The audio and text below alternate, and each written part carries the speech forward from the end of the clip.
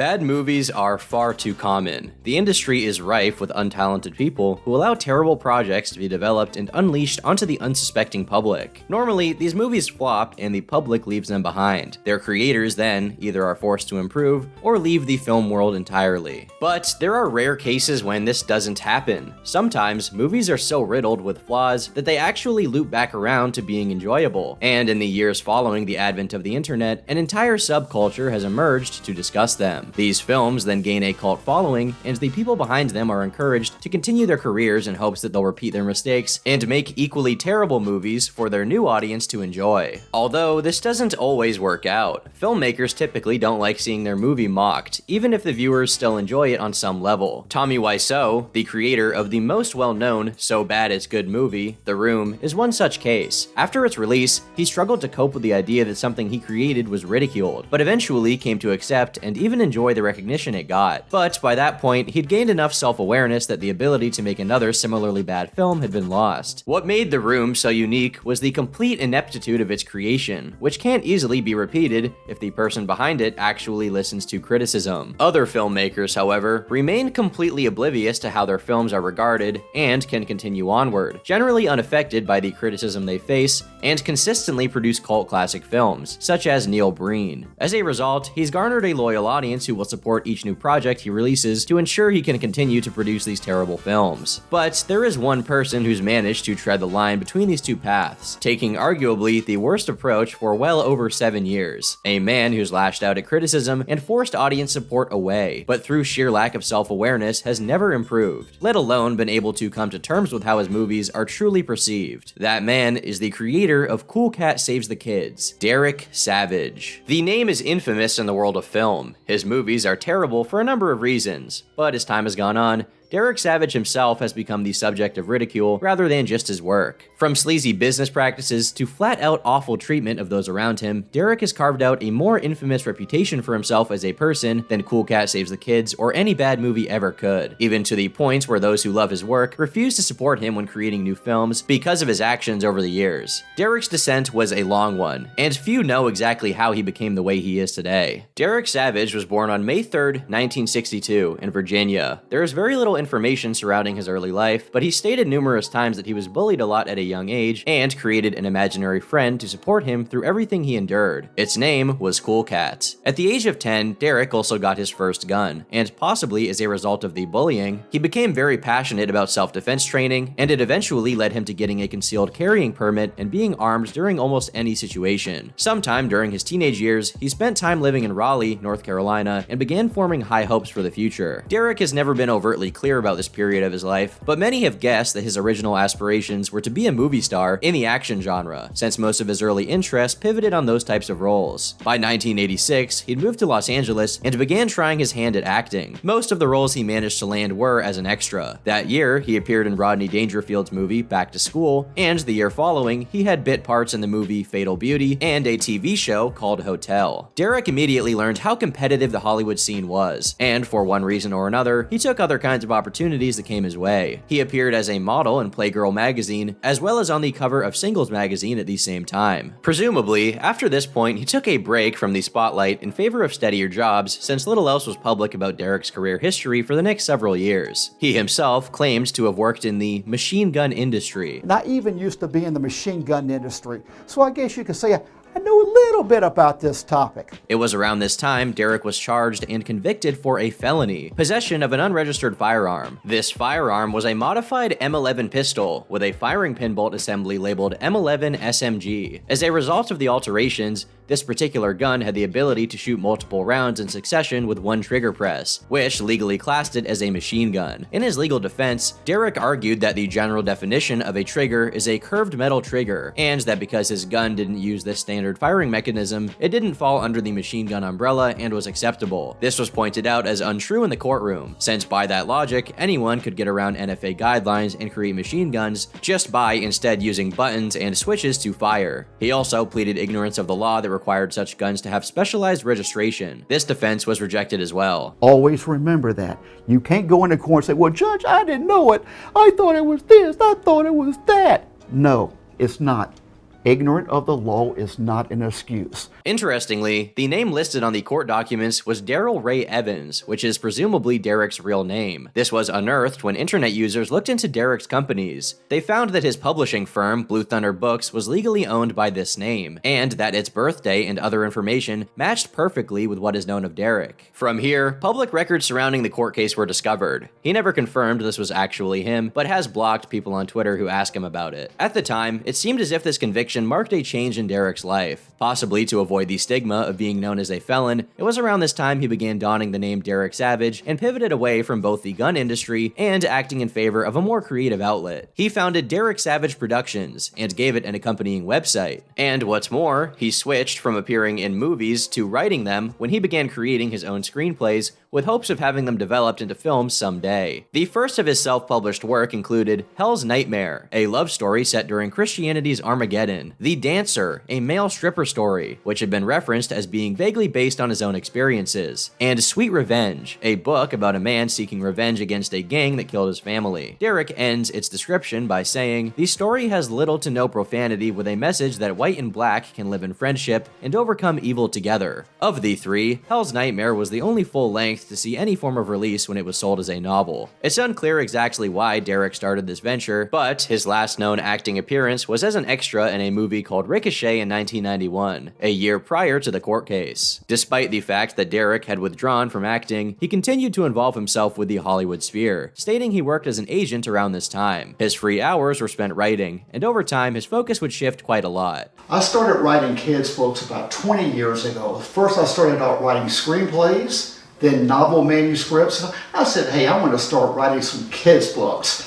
Derek would first make the jump to writing stories for kids in 1999 when he created a book called Trolley the Trout Makes Friends, following a character of the same name. The goal behind it was to teach children basic lessons about friendship, which seemed to become Derek's calling going forward. In that same year, he followed it up with 2 more installments, hoping to instruct kids on other topics, like what to do if you find a gun in Trolley the Trout Finds a Gun, and why stealing is wrong in Trolley and the Stolen Necklace. Shortly after, he followed this up with a second series called Donnie the Dinosaur, whose stories were similar in tone. These books were printed with both English and Spanish text in order to be bilingual and be able to be read by as many kids as possible. It's quite possible that his childhood of bullying made him particularly sympathetic to the struggles kids face, and wanted to be able to help them using the media he created. Derek most likely felt creating books with useful messages for kids was a positive contribution to the world, which built a strong sense of purpose for him. That's why the very next project would focus on a character he'd conceived long ago for that very reason. Cool Cat. His imaginary childhood friend was now reimagined and put into a storybook, setting out to become a children's icon and help them with their struggles, as he had helped Derek during his childhood. By August of 2000, Derek had released 3 Cool Cat books on his website. Cool Cat, He's a Cool Cat Goes to Hollywood, and Cool Cat Goes to Texas, none of which are available today. Most of them seem to be Derek's attempt at using Cool Cat to talk about things he liked. This same theme would be adhered to in a later series called Baby Cat, aimed at an even younger audience. On the page hosting the books, characters of the series introduce themselves, including Cool Cat's mother, Blue Birdie, and Cool Cat himself. The Blue Birdie character would also later be repurposed for his own book called Bible Birdie. The site also links to a short Cool Cat cartoon, which was the first known video adaptation of the character. Derek adds that its music was sung by the Tony Award-winning musician Linda Hopkins, who he had likely connected with during his acting days. He likes to read and his mom is happy because he plays around. Cool Cat's cool. Over the next several years, Derek began to expand his catalog of books. He created 2 stories for a new series called Barnyard Buddies, and an animated short for his Trolley the Trout books, also featuring vocals by Linda Hopkins. But most of his energy had shifted to Cool Cat. By 2004, he'd written 9 books around him, with no sign of stopping anytime soon. Although he continued to work a day job alongside his creative efforts, at some point in the next several years, he received employment at a trade school as a recruiter, which paid decently to the point of being able to fund some of his artistic ventures. For one reason or another, Derek shelved his previous collection of books at this point and hired a new illustrator to produce installments of the Cool Cat series going forward. This could have been for any number of reasons, such as an increased budget, a falling out with the original artist, or simply being dissatisfied with the older style. It's not overtly clear what happened, but Derek would revamp his literary work going forward, and even created his own publishing company called Blue Thunder Books as a means of being able to better distribute his bibliography biography. Starting in September 2010, he began publishing the first of new Cool Cat books, Cool Cat Loves Wrestling,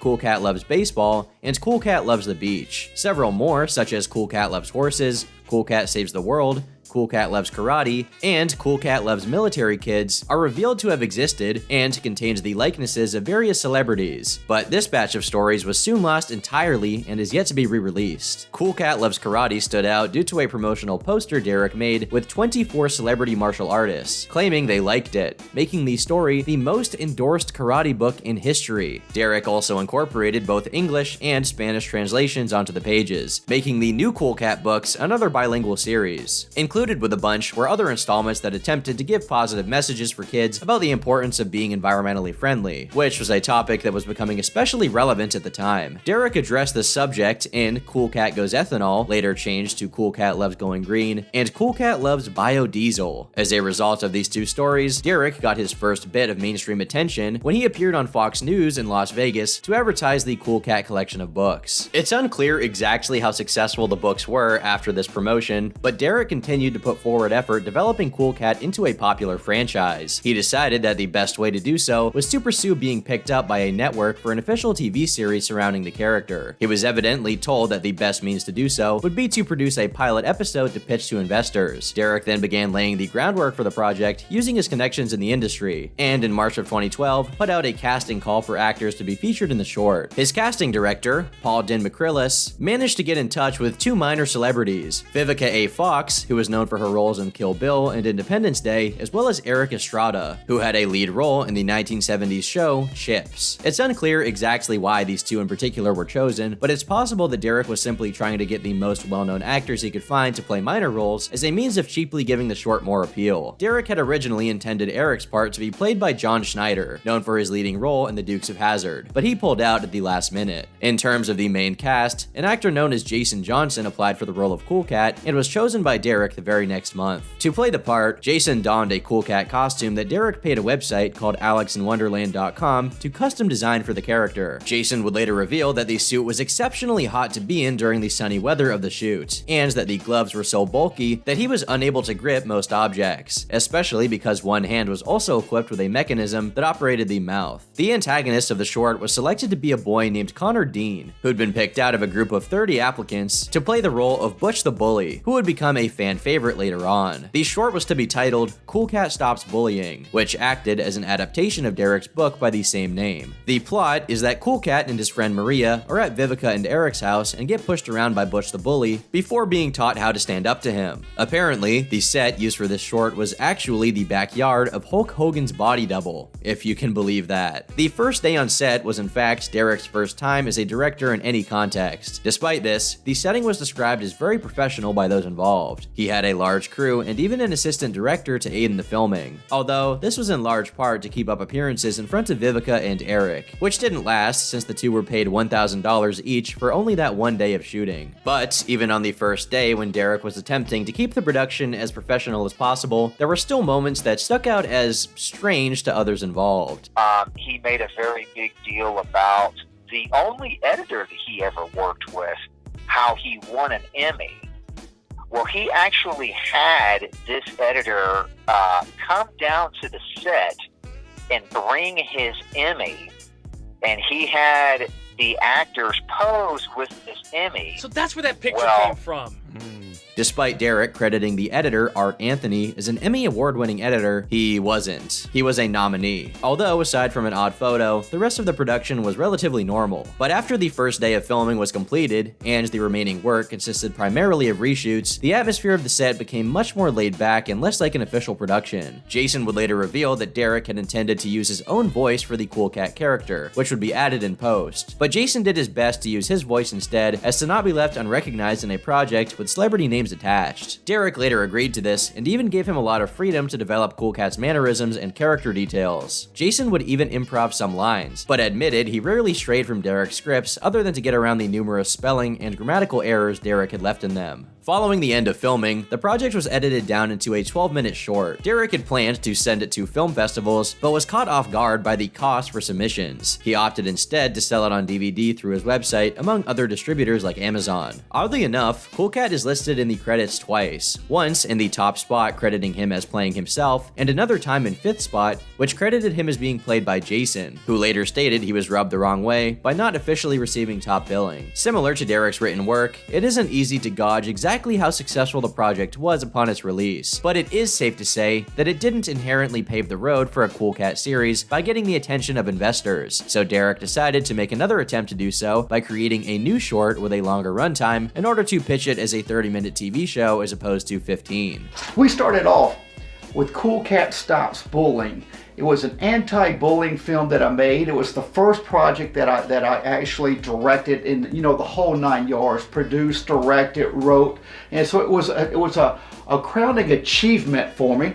But what I quickly learned is that it's extremely difficult to promote a short film, even when they got good actors. I mean, the lovely Vivica A. Fox and Erica Strutter starring in this project. But by getting it out there, it was really difficult. So I said, oh, I need to produce another project. And this time I want to make it right at 24 minutes to get a 30-minute show. The Cool Cat Finds a Gun short was the next project Derek would take on in order to give gun safety tips as a result of the Sandy Hook shooting. The story was once again lifted from one of Derek's previous books, this time Trolley Finds a Gun. The short featured a return of Butch the Bully as the antagonist, as well as introduced Derek himself as Cool Cat's father, who's referred to by him as Daddy Derek, which Jason himself was off-put by. You just, a grown man, just can't ask somebody to call him daddy unless it's your own child. Otherwise, you're doing it behind the door, a closed door of the bedroom. That's okay. It's just,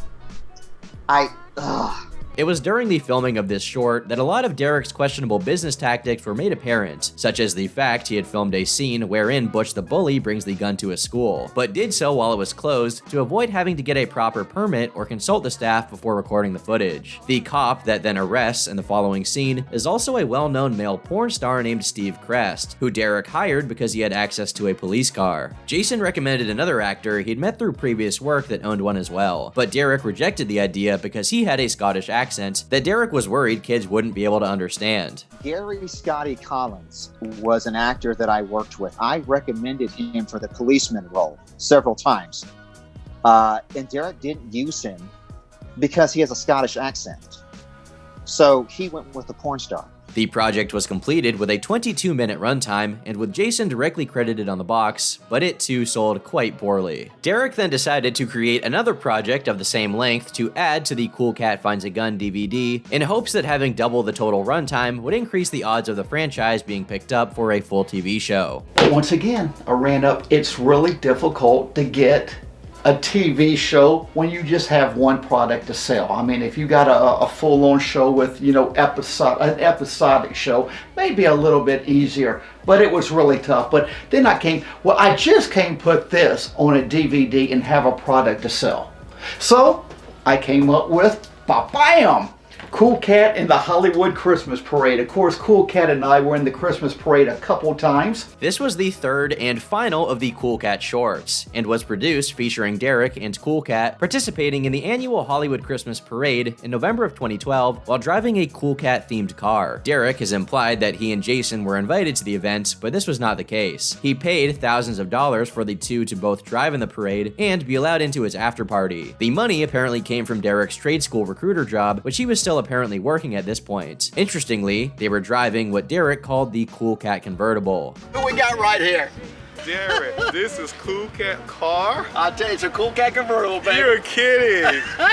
Boy. Among all the Cool Cat branding, it oddly enough also advertises a website called nallsaviation.com as the home of the Cool Cat Harrier. This was because Derek was friends with Art L. Knowles Jr., who possessed the only civilian-owned Harrier jet and had allowed Derek to attach Cool Cat decals to it for his projects. This arrangement had come about when Derek was writing the now unavailable Cool Cat book, Cool Cool Cat loves military children, and used the jet's appearance as an advertising point. Funnily enough, Art's website has since been changed to artnalls.com, so by going to the web address shown on the Cool Cat car today, you'll be redirected to a porn website. Yeah. The car used for this was also a rental, and at one point it needed to be washed with all of the Cool Cat decals removed, so Derek made Jason help out before he would pay him. In fact, Derek also had Jason help him put together sets, including a green screen for footage that went on to be cut from the short. And the issues with Derek continued into the event itself when he consulted Jason on how he could sneak someone in a witch costume into the audience for an upcoming Cool Cat project he'd thought of, Cool Cat vs. the Wicked Witch, in order to film 2 projects at once. Jason talked him out of the idea. After the parade itself, the two showed up to the after party, with Derek insisting Jason arrive in costume to record segments with the celebrity guests for upcoming Cool Cat movies. Throughout the night, Derek recorded several segments in which the celebrities look especially uncomfortable, with Jason trying his best to make polite conversation. However, upon wanting to talk to Lou Ferrigno, who he'd grown up watching, Derek held him back since he didn't like him personally. This shoot was when it was becoming clear to Jason exactly how unprofessional Derek could be. But for the moment, he still largely enjoyed the work and put up with a lot of the troubling aspects. Around the same time as the parade, Derek began expanding the Cool Cat brand by making a Twitter account and YouTube channel called Cool Cat Funhouse, the name of which was most likely based on the title for the live-action Cool Cat TV show he'd been hoping to have picked up, which was mentioned in a 2013 press kit for the franchise. This same press kit also teases at the release of 4 more Cool Cat books that aren't known to have ever come out. All of this made it clear that Derek still had high hopes for the brand, but with the release of Cool Cat in the Hollywood Parade failing to attract the attention of networks and producers just like its predecessors had, he tried to think of a more effective way to garner publicity. Derek hoped that creating a feature-length Cool Cat property would attract a much wider crowd than a short or even a series of shorts, so a movie seemed like the next logical step. Rather than create a whole new film, he instead decided to simply edit together his previous 3 shorts and record new footage to stitch them into one plot somehow and reach a greater runtime. Whether or not Derek did this to simply save money or to be able to link celebrity names to the project by reusing the footage of Vivica Fox and Eric Estrada isn't certain, but most have assumed it was likely for both reasons. But it should be noted that Derek was able to get Vivica back once again when he gathered several celebrities to film PSA segments on the subject of gun safety. These segments would go on to be used as special features of the Cool Cat movie disc, but some of which were made earlier, most likely for Cool Cat Finds a Gun. One of them featured Vivica, but it's been said she was coerced into being involved. Another was recorded with Chief Scott LaChase of the Burbank Police Department, when Derek had brought Jason, while in costume, to the 2013 Burbank Police and Fireman Safety Day event, although Derek took the opportunity to get rid of unsold Cool Cat merchandise. Most likely, Derek's attempts to sell merchandise and cut corners by reusing footage for this movie was in part because around this time the trade school Derek was employed at closed down, leading to a significant drop in budget for his projects. As a result, Derek decided to seek out money through crowdfunding sites instead. On June 26, 2013, Derek created his first fundraiser simply titled Cool Cat Saves the Kids. The project stated that Derek was raising money for the feature film, and that 50 minutes of the intended 75 were already complete, which was just 6 minutes shy of being the entire cumulative runtime of all 3 Cool Cat shorts. Most likely this meant Derek had yet to film any new material. He also mentioned that the trailer for Cool Cat Finds a Gun had acquired over 18,000 views on YouTube, which was possibly the first time the franchise had received any publicity online, but exact metrics have been lost today. Although what Derek was not aware of is that these views had originated from an article written about Cool Cat on the site Something Awful, which went in depth about the franchise to make fun of it. The page went over the character itself, as well as the questionable celebrity endorsements, and Derek's library of adult work being advertised alongside kids' content. Despite this, Derek himself appeared to not take notice and simply continued on with the fundraiser. The reward tiers included a thank you email at $1, a PDF of a Cool Cat poster for you to print yourself at $10, your name in the credits at $100, a t-shirt at $250, and a trip to visit the set and have a small role in the movie at $1,000. With this, Derek also offered to credit the backer on an IMDb page, among other things. The project had a funding goal of $25,000, but only managed to raise $360 before Derek canceled the project 2 weeks after launch, claiming he'd found an investor to back it. However, much later on, Jason Jason Johnson would state that Derek had never gotten investor backing for any of his films, and that even the producers he credited were just friends who'd done him favors. These included Art Knowles, as well as Jason himself for all 3 original Cool Cat shorts. Most likely, Derek simply canceled the Kickstarter campaign due to a lack of funding and made up the excuse of having found an investor to keep up appearances. This is substantiated by the fact that around the same time, he also tried creating a fundraiser for the same project on Indiegogo, which he later canceled for the same reason. The movie would seemingly be shelved, but would slowly enter development in the coming years, and it's unclear even to this day where its budget even came from. But Derek wasn't done with Kickstarter by a long shot. Over the next few months, he released several more unsuccessful campaigns for a variety of ventures. The first was in October of 2013, when he made a fundraiser for his book, Cool Cat Loves the Soldiers, which he claimed to have invested $2,000 into and needed $2,750 more for the remaining illustrations and cost printing the first round of physical copies. The book also features an appearance of Art Knowles' Harrier jet, so it's entirely possible that this book is actually a modified version of Cool Cat Loves Military Children. Here's another one for you. Hey, I think they're pretty cool. And something else that's really cool, with the Cool Cat Loves the Soldiers book, I teamed with Lieutenant Colonel Art Knowles, who owns the world's only civilian-owned Harrier jet. The project only managed to reach 345 of its goal before closing, but the book would end up being finished later on since Derek has showcased copies to be sold in later videos. In May of the following year, he then put out an unexpected project called I Have Cancer, a medical marijuana story. The plot synopsis Derek provided on his website read, I Have Cancer, a medical marijuana story is about a lady who gets breast cancer and as the chemo medicine destroys her physically, her best friend convinces her to try marijuana to help combat her pain. As reality sets in, and the cancer deathbed looms in her future, Lisa meets a nice man and finds happiness, and the marijuana is helping her illness. But can it keep her stay alive? This heart-gripping project is very inspiring, yet there's also a lot of humor in the story. This movie is extremely positive for the medical marijuana and cancer awareness movement. The story presumably existed in the form of a screenplay, and Derek's intention in creating the Kickstarter project was to raise $70,000 to develop it into a feature film.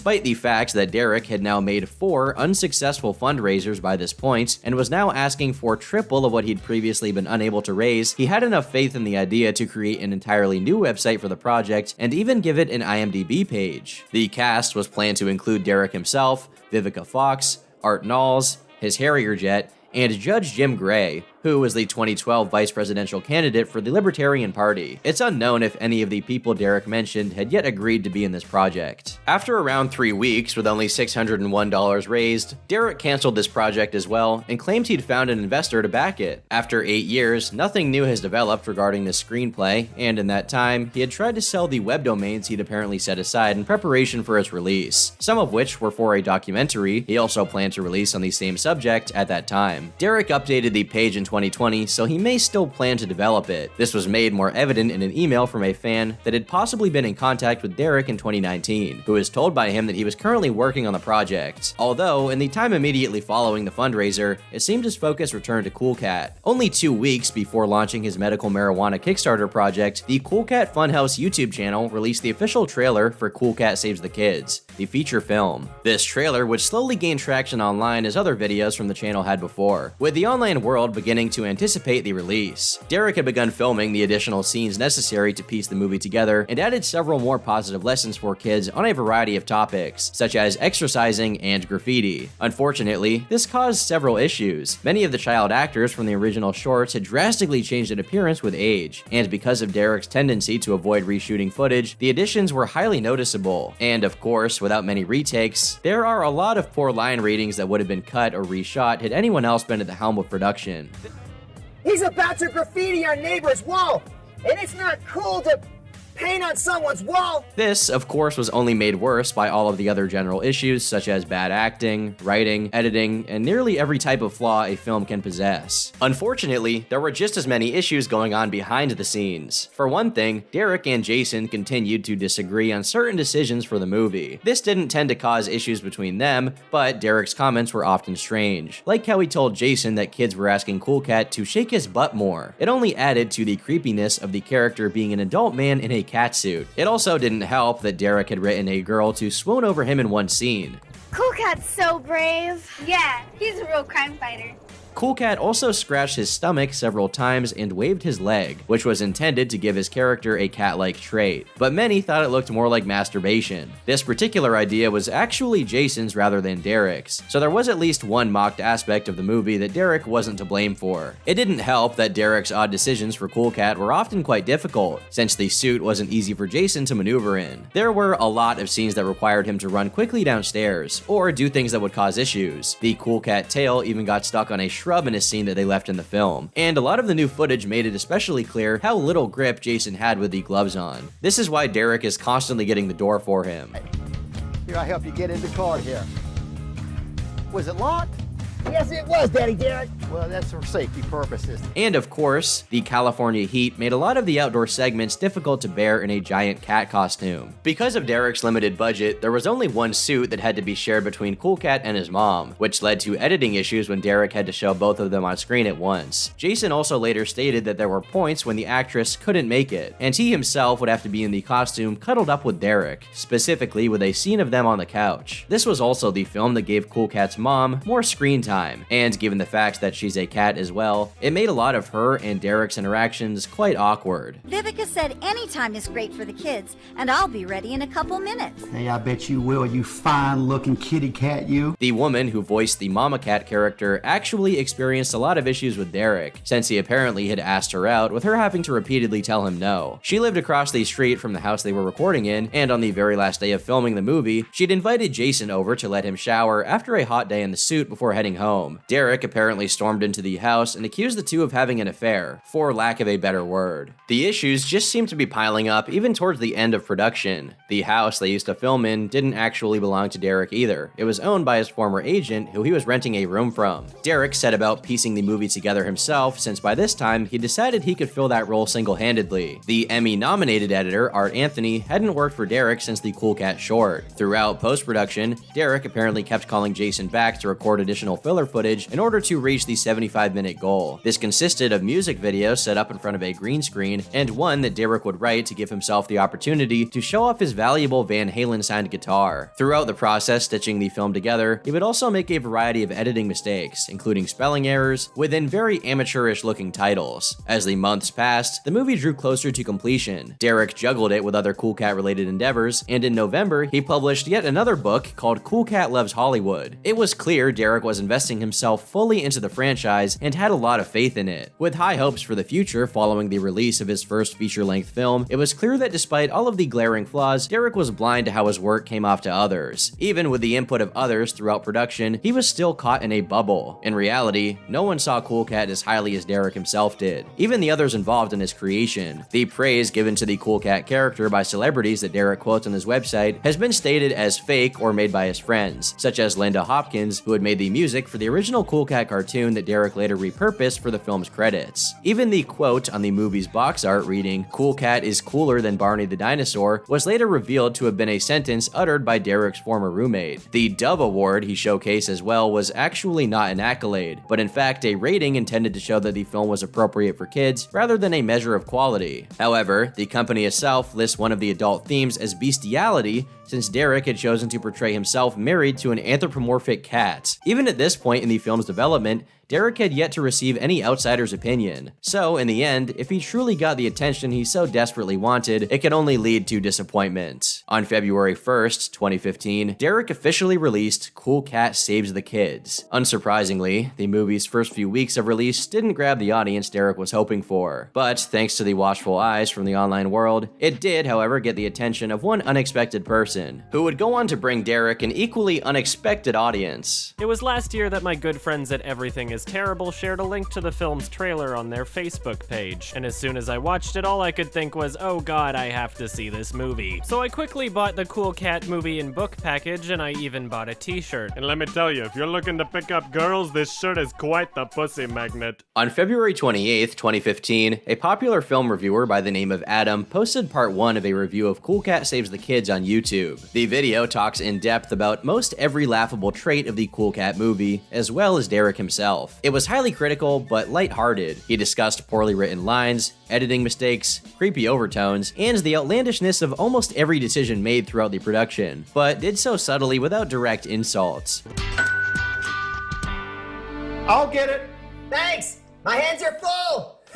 No, they're not. Remember, kids, Cool Cat says it's okay to be a lying little shit. I guess whoever broke into the house was polite enough to close the door behind them. Hi, Maria. The video not only showcased the flaws of the production in a comedic way, it also pointed out how the movie managed to mess up the lessons it was trying to teach, or even taught the wrong lessons altogether. Hey, Cool Cat, I just got a text, but I don't know who it is. Well, there's only one way to find out. So, see what it says! Are you sure that encouraging kids to open unsolicited texts from strangers is the best idea? You know, some creep might have sent them something really inappropriate. This video balanced the comedy and legitimate criticism quite well, and while onlookers were laughing at Derek, most of the remarks at his expense didn't come off too negatively. An example would be clips addressing the pedophilic overtones, which Adam did by editing Cool Cat into To Catch a Predator. What kind of a guy has a screen name, Can I Rape You Anally? Oh, no, you got it wrong! That's not the truth! But remember, we have his chat log, where he writes to someone who says she's a 13-year-old female, I like rape. Several of the segments within this review created highly recognizable in-jokes, such as Eric Estrada's "There He Is" line, and Derek's mispronunciation of certain words, which would go on to be referred to as savagisms. And this is Cool Cat Stops Bullying. Cool Cat Loves Baseball. Here's another one, and this is Cool Cat Loves Wrestling. Hey, here's Cool Cat Loves Alternative Fuels. And this one right here is Cool Cat Loves the Soldiers. Adam's review would funnel a lot of traction toward Derek in the Cool Cat franchise, which only increased after he put out a part 2 for the video on March 8th. Derek was quick to notice this huge uptick in his following, and a week later went to Twitter thanking Adam for the review. As time passed, the video grew ever more popular, with Derek's following growing right alongside it. He thanked Adam continuously, and the two struck up a cordial friendship at this time. Derek also acknowledged a lot of Adam's criticism as valid, and made changes in response, such as removing his appearance from Playgirl magazine from DerekSavage.com. Although these changes didn't end with the website, he also sought to remedy some of the flaws within his film regarding the lessons he improperly taught that could make the movie harmful to its intended child audience, and took many of Adam's words to heart. He decided to re-edit the movie and remove some of the issues, while keeping the original available on eBay for those wanting to watch the version from the review. As some of you have noticed, the Cool Cat DVD that some of you have purchased off of Amazon isn't the exact same as what I reviewed. It turns out that Daddy Derek more or less George Lucas'd his Cool Cat movie. This new version also unfortunately cut out several of the uniquely funny moments, like when a man walks out of his house, sees Cool Cat, and walks back inside, as well as one of the first shots where Derek's shadow is invisible while entering the doorway. Most every change was done in direct response to Adam's critiques. However, upon editing the film again, he made several new mistakes, such as changing the aspect ratio for a scene and cutting bits of audio off in some areas. Despite it not coming up in Adam's review, he also decided to censor Cool Cat's utterance of the cop's name in one scene, since Derek had used the actor's real name. With his connection to the porn industry, it may have not been the best choice to leave in a kid's film. These choices did detract a lot from the movie's enjoyability, and Derek didn't directly announce having done this. But since the original was still for sale on eBay, it seemed as though this didn't unfold into a controversy. Adam and his audience expressed annoyance for the lack of transparency, but didn't take issue with the tweaks. He and Derek would remain on good terms, so much so that upon conceiving the idea for his next feature film to be a gun safety movie called Gun Self-Defense for Women and Men Too, Derek actually offered Adam a small role in the project. I would also like to add we have some very cool people involved with this project. From talk radio celebrities to movie reviewers. You know, that's Adam at YMS.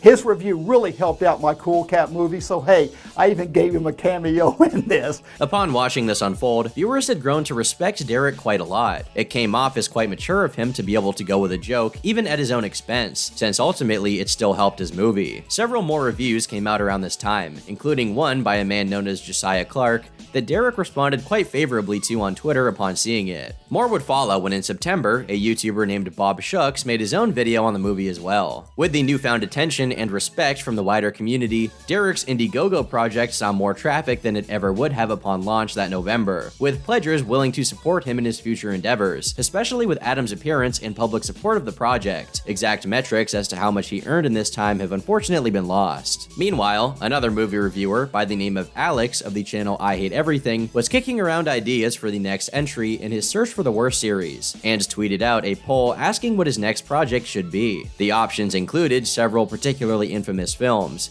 with Cool Cat Saves the Kids listed among them. Adam then retweeted the list, hoping for his followers to sway the poll and make Cool Cat the winner. This ended up working, and just a few days into November, Alex released his review. Cool Cat Saves the Kids is the greatest thing I've ever seen. Notice how I called it a thing, though, instead of a movie, because I really don't know if this can be officially classed as one. Upon release, the review did quite well. While admittedly being more negative than Adam, Alex ultimately loved the Cool Cat movie and strongly recommended it to his audience. Even more publicity for Derek. And just a few days later, he posted his initial reaction to the movie as a part of his Trying to Watch series. Alex was now the second large channel to bring attention to Derek, and right at the early stage of the Indiegogo project. To many, this looks like the beginning of a fruitful career, with Derek being able to produce movies and having an audience big enough to sustain his goals, finally bringing the viewership he'd wanted all along. It was then that things would take a truly drastic turn. Oh, what's this? Cool! Copyright strike, not cool! Yeah.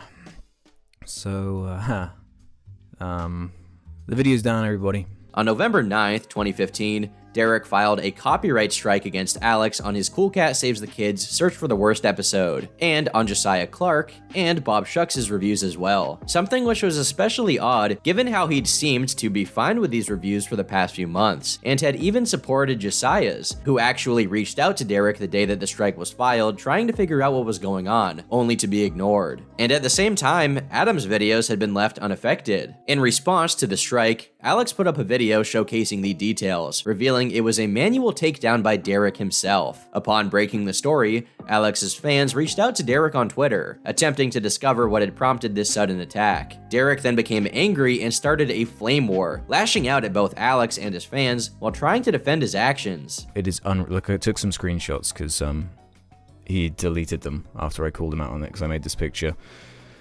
Because punks like that hurting the film, which I'm not, which hurts a part 2 film, and no, it's not for use. Don't let them lie to you. This is Cool Cat loves you, Cool Cat. If that troll punk ever does anything Cool Cat related again, then I can legally have his entire YouTube channel deleted. This only further pointed out Derek's double standards and ignorance surrounding copyright law. If Derek genuinely believed Alex's review infringed on his intellectual property, by his own logic, Adam's would have too. But neither of them did. Copyrighted footage is allowed to be used in contexts where the work being produced serves a different purpose than the original, and with alterations substantial enough to create a change in meaning for the finished work, this principle is called fair use. Reviews are a textbook example of an instance where the use of other people's footage is legal, because delivering commentary on a movie has a completely different purpose to exist and in no way undermines the need to see the movie itself. The following day, Derek sent Alex a threatening email, saying he was going to have his channel deleted after believing that all the backlash he was getting for striking down the videos was a coordinated attack that Alex had personally incited. I've been receiving a lot of extremely harassing emails and YouTube comments. Some have even been death threats, and several of them state that you sent them to harass me, which legally makes liable and the co-conspirator of these illegal actions, and YouTube hates harassers. My attorneys told me to forward every harassing and offensive comment to YouTube, which I have been doing, so we can build the case to have you completely shut down. I also see that you have copyright infringed numerous other films, and I know a lot of producers in Hollywood, so I'll be sharing with them on how to file a copyright claim against you and your YouTube channel. I'm advising that you better delete anything and everything that references me and or Cool Cat, and tell your hateful followers that they better never contact me again. By the way, these people were playing the same illegal games as you, and I filed against them, and their channel is now deleted. Your second and third strike is about to come on you real quickly. I'll also make sure that the fourth and fifth hit you too. Derek Savage. Alex replied politely, apologizing for the actions of his fans and trying to rationally explain the situation. He stated that he never sent anyone to harass him and clarified the legality of his review series and cited other examples of individuals who produce similar content. He also pointed out that Adam falls under this umbrella as well and the double standard of his equally negative Cool Cat review staying online. Alex urged Derek to talk the matter over and stated he's willing to come to a compromise. Derek responded by calling him a liar and doubled down on his accusation that Alex had personally arranged for his fans to send death threats rather than believing people on the outside had naturally gotten upset by his own actions and acted on their own. It's because you are continually instigating this hate, and several comments state that you have sent them to harass me, which legally makes you liable and the co-conspirator of these illegal actions, and I plan to file charges against you for this. Derek made reference to two specific portions of Alex's previous update video as proof of him being the one in the wrong and escalating the situation, when in actuality the context of these clips paint Derek himself as the one in the wrong. Your words have no meaning, and that's because you are a liar. You stated in your email that you didn't want it to escalate to this level, but yet in your recent YouTube video at the 4:45 mark, you stated that you're going to milk this for everything you can. Might as well milk this for all it is worth, because this is embarrassing and it does nothing but highlight how hilariously broken the YouTube copyright system is. Then at 6:28 you stated that you're not going to shut up about it. If nothing else, this is just evidence of how ridiculous this whole situation is, how it's an abuse of the system, and how I'm not going to shut up about it. I'm really not, because this is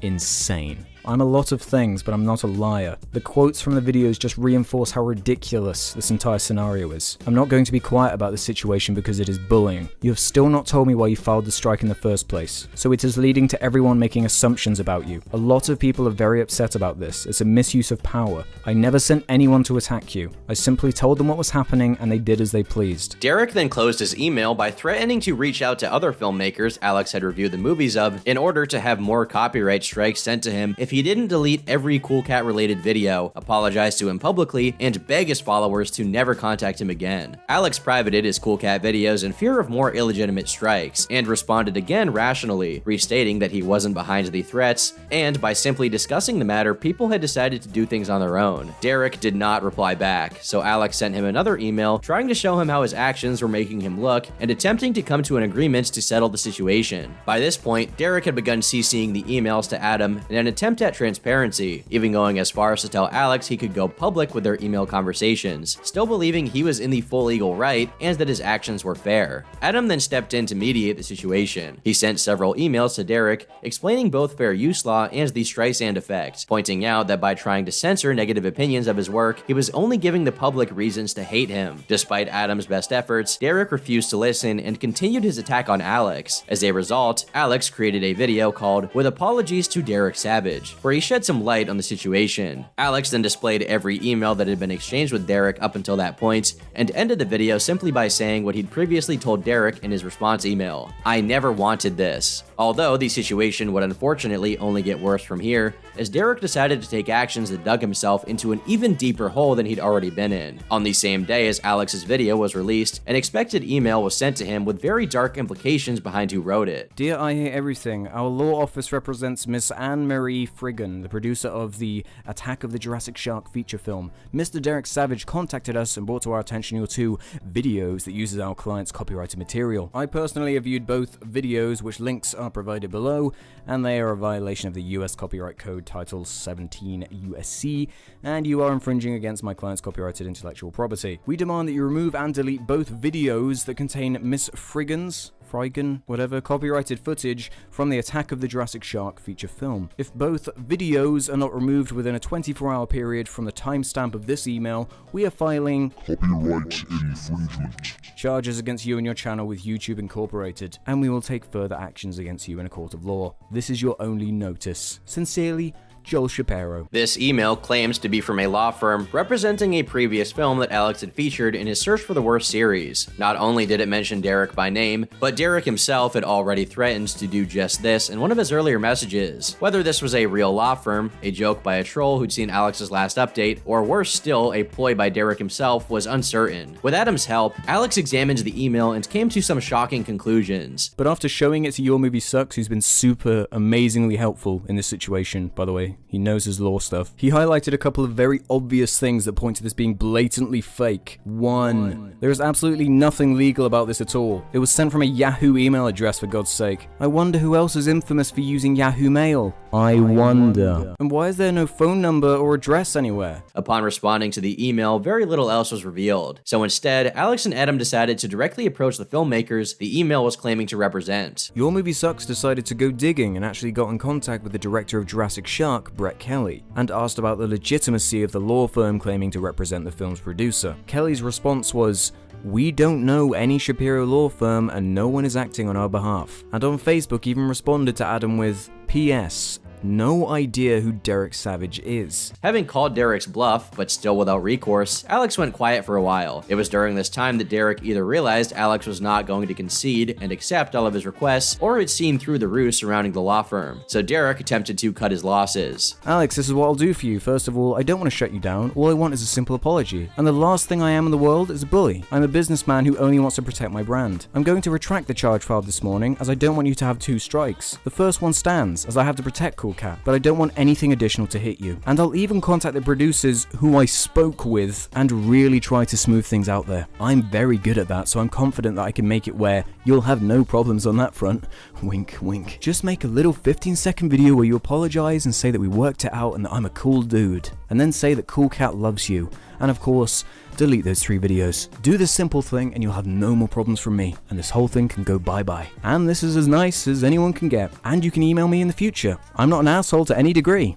I just fight back when I'm being attacked. I'm CCing Adam at Your Movie Sucks this email so everyone knows I'm reaching out to a peaceful and quick resolution to this.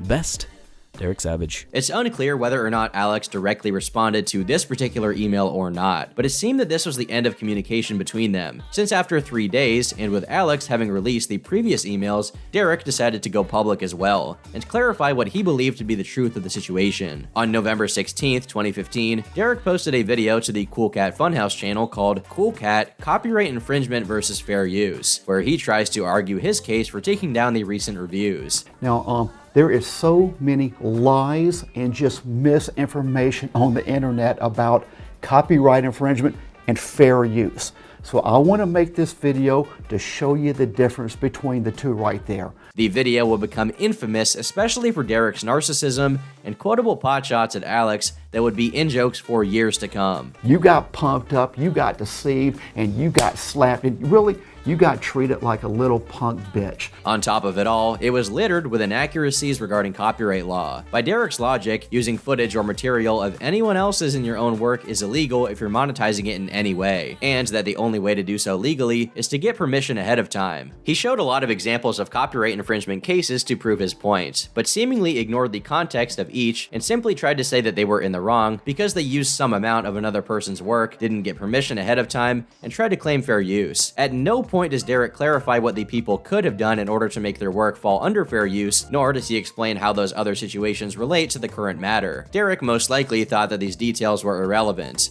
and that copyright infringement is as simple as using some amount of others' work in any way. A statement which in and of itself is ironic, since it was later discovered that the name Cool Cat was shared with a lesser-known Looney Tunes tiger character that Derek owned a coffee mug of. Some claimed he had intentionally lifted the name, but it's unclear if this was actually true. When speaking about fair use law, Derek seemed to regard it strictly as a poor excuse people give to get them out of trouble when they infringe on someone else's copyright, and refrains from describing how it was used legitimately in practice. He had plans to release a part 2 to this video, which could have been him going over the cases where fair use is actually warranted by his own definition, but it's impossible to say since this sequel never came to be. He also addressed Alex without naming him directly, and stated that the reason he made the video was because Alex hadn't responded to accept his earlier demands. I sent an email, a nice email, just about three or 4 days ago, saying, you know, let's end this crap. You know, just give me a little apology,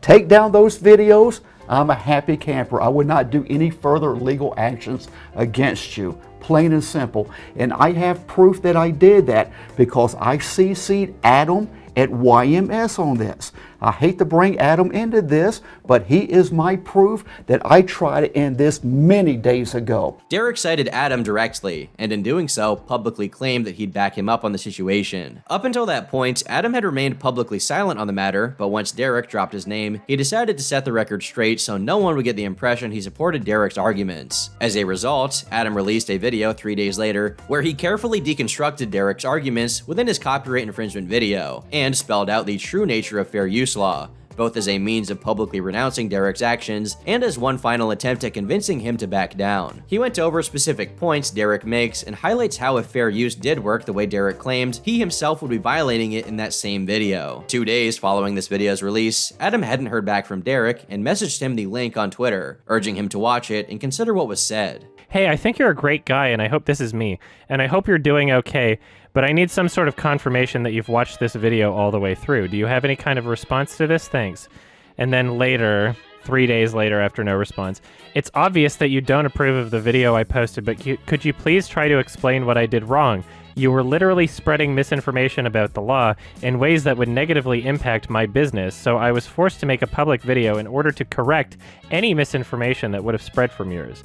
And that was when he blocked me. But Derek didn't stop at simply blocking Adam on Twitter. He also took down his gun self-defense for women Indiegogo pitch video and re-uploaded it, with the only tweak being that he removed any mention of Adam's cameo appearance. What made this decision especially egregious was that Derek didn't publicly acknowledge the change, and many of Adam's fans who had backed the project simply for his appearance would now be spending that money on false pretenses. Despite Derek continuously taking actions that made the situation worse, it seemed that by that point, everyone involved was sick of the ordeal. In the next few days, the strike expired naturally, and the video went back up. Derek seems to not want to bother fighting it any longer. The drama ultimately came to a close when on the 28th, Alex made his last video on the matter, showcasing the emails Derek had sent while masquerading as a law firm, and summing up the entirety of what had gone on since the previous update. Towards the end, he responded directly to the points Derek made against him in his fair use video. It was then that the situation finally died down. I got several mothers email me said about this boy's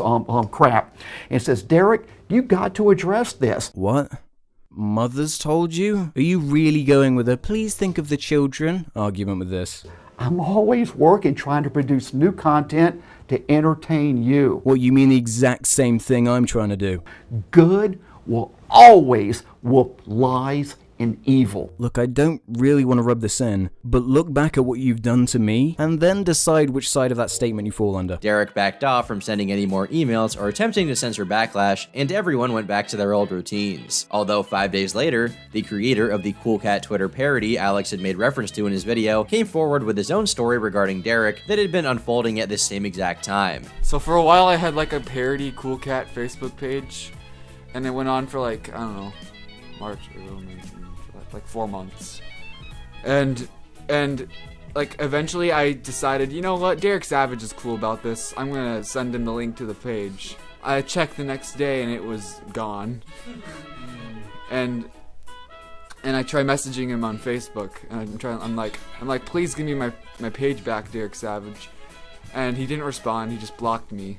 So after that I decided to make one on Twitter instead, and it happens all over again. Then Derek Savage looks at it and he's like, no parody accounts, it's illegal. That's what he said. And I respond calmly. I was very calm through all this, non-bias, like you can check. I said no, parody accounts are perfectly legal, and I link him like the whole Twitter policy and everything.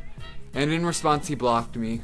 This video received only minor attention from the public, but was just one more nail in the coffin for Derek at that point in time. However, with the situation over, the direct backlash he was getting faded away. But this event had a ripple effect. Derek's reputation as a mature filmmaker willing to accept criticism was gone. Not only was it clear he would stoop to illegal tactics simply to lash out at those who didn't like his movie, but he lost the love the community had for him. Whether Derek could admit it or not, people watched Cool Cat ironically. The film was bad, but he'd happened to find an audience that enjoyed his work and was willing to support him to get more out of it. This incident took that away. People still liked Derek's movies, but his immoral actions pushed a large amount of the audience away from wanting to help fund them in the future. Filmmakers who create bad movies, such as Neil Breen and Tommy Wiseau, have both come to recognize that any publicity is good publicity and remain on good terms with their audiences. By taking down Alex's negative review to protect his image, Derek ironically destroyed it himself. As a result of the change in circumstances with audiences turning on him, Derek would become increasingly hostile during his public interactions, especially on his Twitter account, which was ironically intended to be portrayed in character as Cool Cat. Some of his most infamous interactions going forward were when he lashed out at a person who had edited Cool Cat into Islamic propaganda and threatened to send the personal information of that person to ISIS. And another instance when he got into a flame war with a Huffington Post writer who'd said, "Fuck you, Cool Cat," in a quote retweet. I'll debate you and your ignorant beliefs at any time. Just set it up on a legit TV show. Now get busy. Derek later played this off by saying he had used the Cool Cat's account himself in that instance, attempting to keep up the facade that Cool Cat was a real person who actually ran the account. Here, he would also proceed to slowly block Adam's alternate Twitters over the next several years, despite the two never having interacted on them. He also refused to sell him any additional Cool Cat merchandise, refunding his purchases upon seeing the mailing address. Due to this, he would have all future products from Derek delivered to a friend's house. As a result of cutting ties with Adam, he would also cease all sales of the original version of the Cool Cat DVD that had been posted for his fans to purchase. It seems that his Indiegogo project was yet another casualty of this split, since it only managed to reach a fraction of its end goal, with Derek's high funding amount and support for him having faded. And he asked for some stupid amount that people weren't even gonna donate. I don't remember. It was like, he basically got like 10% of the donations that he would have needed. And then after he realized that the campaign wasn't going anywhere, he canceled it, started the campaign again, lowered the amount to the amount that he had already been donated to but never went through because it was canceled and because it was fixed funding. So he lowered the amount to that amount, and then he didn't even make that much on the second time. And he just like canceled the whole campaign. Because it's like, you have to have a set plan before you set all this shit up. Regardless of these events, Derek put up a tweet shortly afterwards claiming a producer had funded the entire venture, thanks to the attention it was receiving from recent events, and that it was now underway. As the months passed and production of Gun Self-Defense for Women began, Derek moved to Las Vegas for its filming. He would later state that this was because Nevada's laws made it easier to receive a concealed carry weapons license, or CCW. After moving to Las Vegas with the aid of Jason Johnson, Derek settled in and began developing the film further. On February 2nd, 2016, Derek released the trailer for Gun Self-Defense for Women, and once viewers got a glimpse into what Derek had in store, many were once again hooked. Hey, what? Oh my god! No! Back off or I'll shoot! Oh! It seems like this was yet another cult movie in the making, and the trailer alone began to be widely discussed amongst the community, especially since Adam's involvement prior to the controversy had already gotten people acquainted with the film. Even those who had no knowledge of Derek's past work would go on to discover the trailer and talk about it, including Leafy, who made his own video about the movie. Hey bitch, you about to be what? Hey bitch, you about to be what? Hey bitch, you're about to get raped. Okay, I get it that this is just a YouTube video, but who in the actual fuck would say that? That's like going up to someone and being like, hey yo, you, hi, you, I'm gonna fucking kill you. I'm gonna do it right now. I'm getting in my car and I'm gonna run you over right now. Strangely enough, Derek took notice of this. Much later on in 2020, when Leafy returned to YouTube, Derek tweeted about it, still under the impression he had genuinely liked the film. It may have been for this reason that Derek also took down the trailer and re-uploaded it with the word bitch censored in the opening dialogue. However, it's possible that he eventually realized otherwise. Meanwhile, another YouTuber had taken interest in Derek, and this would soon culminate in yet another of Derek's antics. Do you guys remember the cinematic masterpiece Cool Cat Saves the Kids? 3, 4, that feels great! Remember who created that? Derek Savage? James, otherwise known as The Odd Ones Out, was a small YouTuber at this point in time with under 100,000 subscribers, who had been an avid viewer of Alex when the Cool Cat search for the worst episode had been posted. Because of this, he'd made his own video on the situation that came out even before Alex's final update. The video went over a lot of points the community was making at the time about how Derek had lost his good standing with audiences and could have easily continued to fund his movies if he hadn't ruined his chance to get their support. Since then, James had seen the trailer for Gun Self-Defense for Women, which would lead him to Derek's website where he discovered his written work. He discussed Derek yet again when he reviewed the free chapter of his book, Bad Boy the Dancer, which at the time was called Midnight Stripper, a Male Dancer Story. I'm going to be reviewing the first chapter of Midnight Stripper, a Male Dancer Story. And I don't think the whole book is out yet either. It might be, but I couldn't find any information on it on the website. But Daddy Derek has posted the first chapter of the book, so we're only going to be reading that, unfortunately. James then created his own interpretation of the book's first chapter by summarizing the lines, drawing visuals to go along with them. Although, having now been exposed to Derek's books, he decided to make Derek an offer. Oh my gosh. Derek Savage, if you're watching this, I doubt it, but if you are, let's make a deal. If you let me talk about one of your books and even read passages from it without shutting me down, which I'm totally legally able to do, I will make you a new cover for Bible Birdie. Upon releasing this video, James decided to design the cover without asking Derek ahead of time and tweeted it to him that night. Derek responded quite favorably and asked him for a few tweaks, which James gladly did. He sent a preview sketch and Derek offered him full credit for the art. Upon seeing the finished sketch, Derek asked him to email him and the conversation continued on privately. James shed some light into this when he posted an update video the next day called Update, Daddy Derek uses my Bible Birdie cover. I email him, "Hi Derek, do you really like my cover? Are you actually going to use it? Is there anything you would like to change?" And he takes a little while to respond, and I thought, oh geez, he's seen the video, he's watched it, deal's over. But then, surprise, surprise, he emails me. "Hi James, good job man. I've worked with a lot of illustrators, and I'm surprised how quickly you drew that and how nice it turned out."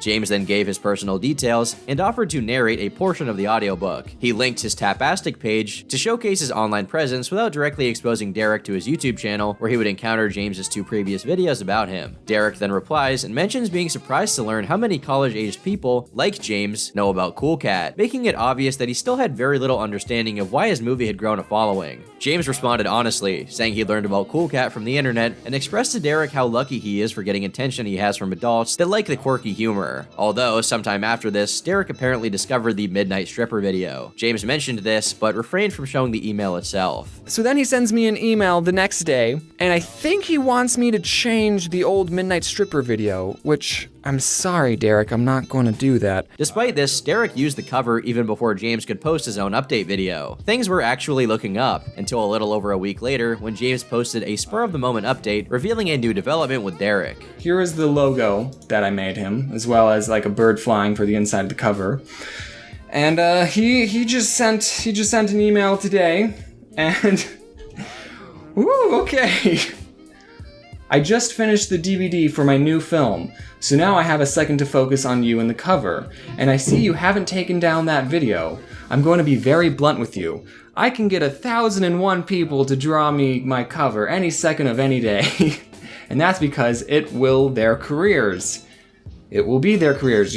You're right, Derek, you can pay people more than $10 to get a logo, but what I need are people I can trust. And if I can't trust you, then you are worthless to me. Once again, it seemed as though Derek ruined a potential connection through his inability to take criticism. What happened beyond this point is unclear, but on the same day, James put up a now lost video called What Am I Doing? With Derek in the thumbnail. It's only 10 seconds long and appeared to be a Star Wars prequel meme, but the surrounding context isn't clear. In the months following the update, James's Midnight Stripper video was deleted for unknown reasons, which viewers reached out to him about but got no answer, and Derek reverted back to the older cover design. However, to the surprise of everyone, 2.5 years later, on July 1st, 2018, Derek posted a tweet revealing he was finally publishing Bible Birdie and using James's bird design for the cover, although he chose to keep the image of Jesus taken from the Mormon painting. Derek credited James and thanked him for the help, and James thanked him back, but clarified he didn't draw the full cover Derek was using. When a fan reached out saying they'd thought James's cover design was rejected, Derek simply responded by saying, "God works in mysterious ways." Most likely this had to do with the fact that all of James's videos centered on Derek, along with a large chunk of his older video backlog, had been deleted by this time. Even after all the ups and downs, it remains one of Derek's few interactions with an online figure that had a generally positive outcome. Even still, the book would yet to be released physically, and remains only available digitally on Amazon, along with an audiobook narrated by Derek himself.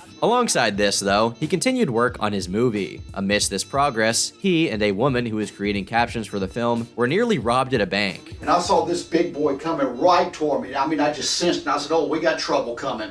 And by the time I said that, the boy, boom, right at the ATM right there, I just pulled my gun, boom, and I had it under the door ledge, not pointing at his face or nothing, like that. And I said, we don't want nothing. Derek interpreted this as a reason for why his gun self-defense for women film was necessary to exist, and made his video describing the incident an hour later. A couple months later, he was featured in a radio interview by Heidi Harris, who had appeared in the project herself. All right, well, the video came out great. When I first met you, I was like, oh, I don't know if I want to do this, and then you were really sweet about it, and we had a great interview, and as you mentioned, some of it's in the video, and I was honored to be asked. I really was. It was a lot of fun. As time passed, Derek soon completed the film. Several months after he'd put up the trailer for Gun Self-Defense for Women, the full movie was released to Derek's site on DVD. Upon seeing it, many were left with mixed feelings. The film was as shoddy as expected, which came off as humorous, but it also ironically contained a lot of dangerous scenes that made many refrain from giving it support. Despite its intention to talk about safe gun handling practices, most safety measures are tossed aside during later scenes. For instance, when one of the women is shooting a gun for the first time, she has a hot shell casing land in her cleavage, causing her to recoil with her finger still on the trigger and inadvertently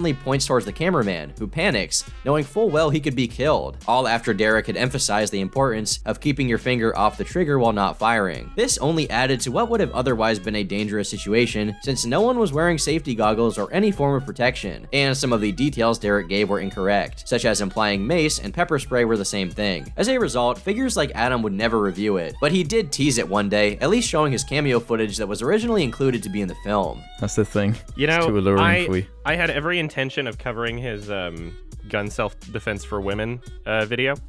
I, bought it. I did a recording, expecting to get some good reactions out of me and my friends as we were watching it. And I wound up abandoning that because it was more sad than funny.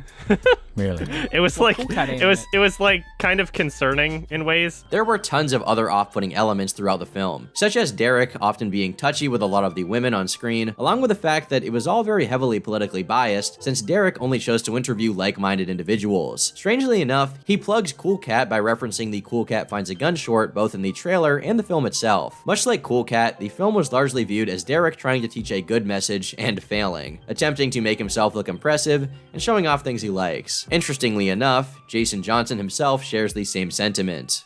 I know that he was trying to do something good. I do know that. But it just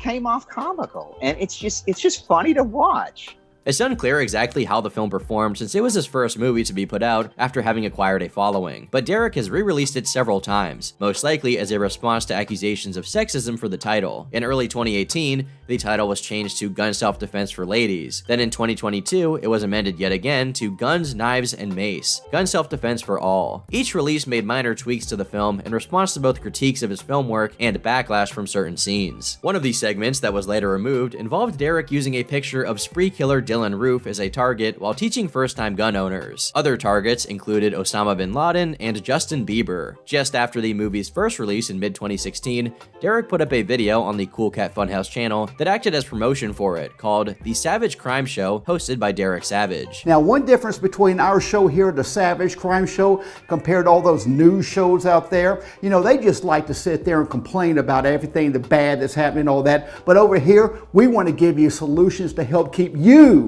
and your family safe. Derek referred to this video as episode 1. However, he wouldn't continue the series any further. 5 days later, he would put up a Twitter poll teasing 2 potential Cool Cat sequels and letting viewers pick which one will be made next. The first was called Cool Cat Loves You and focused on autism and Down syndrome, while the other was Cool Cat vs. the Wicked Witch, described as a scary movie. This had been the same film Derek wanted to shoot footage for back in 2012 by sneaking someone in a witch costume into the audience of the Hollywood Christmas Parade. Cool Cat Cat vs. the Wicked Witch was the winner by less than 1%. Derek revealed very little about it as time passed, except that it was planned to contain zombies as well as a cooking scene, and that he was nearing completion of the script late that year. For unknown reasons, Derek silently shifted his focus over to the other project, Cool Cat Loves You, claiming he was working on both. He was still writing the script as of March of 2017, but little else was heard about it from then on. And later that same month, he began a Kickstarter campaign for Cool Cat Loves You with a $10,000 total funding goal. Although this would only be online for about a week before Derek took it down to reformat it. This was most likely to lower the funding goal to a more reasonable amount. The project went back up a day later, this time only asking for $2,700, but viewers were shocked to discover what the actual project was. It was described as an anti-bullying and kids gun safety film, featuring Vivica Fox and Eric Estrada. In reality, the film was nothing more than a modified re-release of the original Cool Cat Saves the Kids movie, with the fundraiser paying for the changes. The film was planned to cast 3 additional celebrities, as well as 7 new scenes. Derek clarified the decision in his pitch video for the project.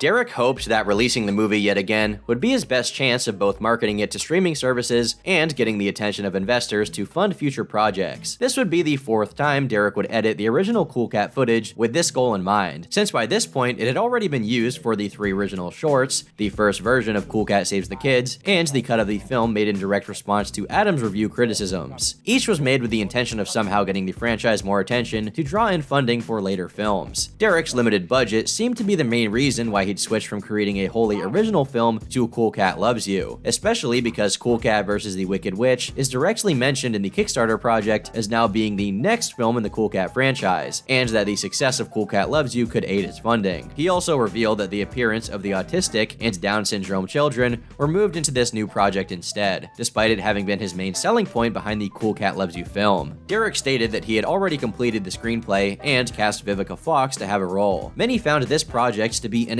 egregious business tactic, since Derek not only went against the fans' wishes by shelving the project they'd voted for, but he was yet again taking shortcuts to attempt to garner publicity. Even still, people were still willing to indulge him. Along the way, Derek released several promotional videos to advertise the endeavor, such as one with Cool Cat in front of a limousine, as well as another video going in depth about the rewards offered in the donation tiers. Sometime into production, Derek decided to change his name to Cool Cat Kids Superhero, after reading an article that said the only successful films in today's world were superhero movies. The amount of celebrities promised also lowered from 3 to 2 on the Kickstarter page. Derek later went into depth about the changes made to Cool Cat Saves the Kids in developing it into Kids Superhero, and what he intended to happen upon release. Cool Cat Saves the Kids really just started getting the brand going. You know, it helped launch the t-shirts and everything.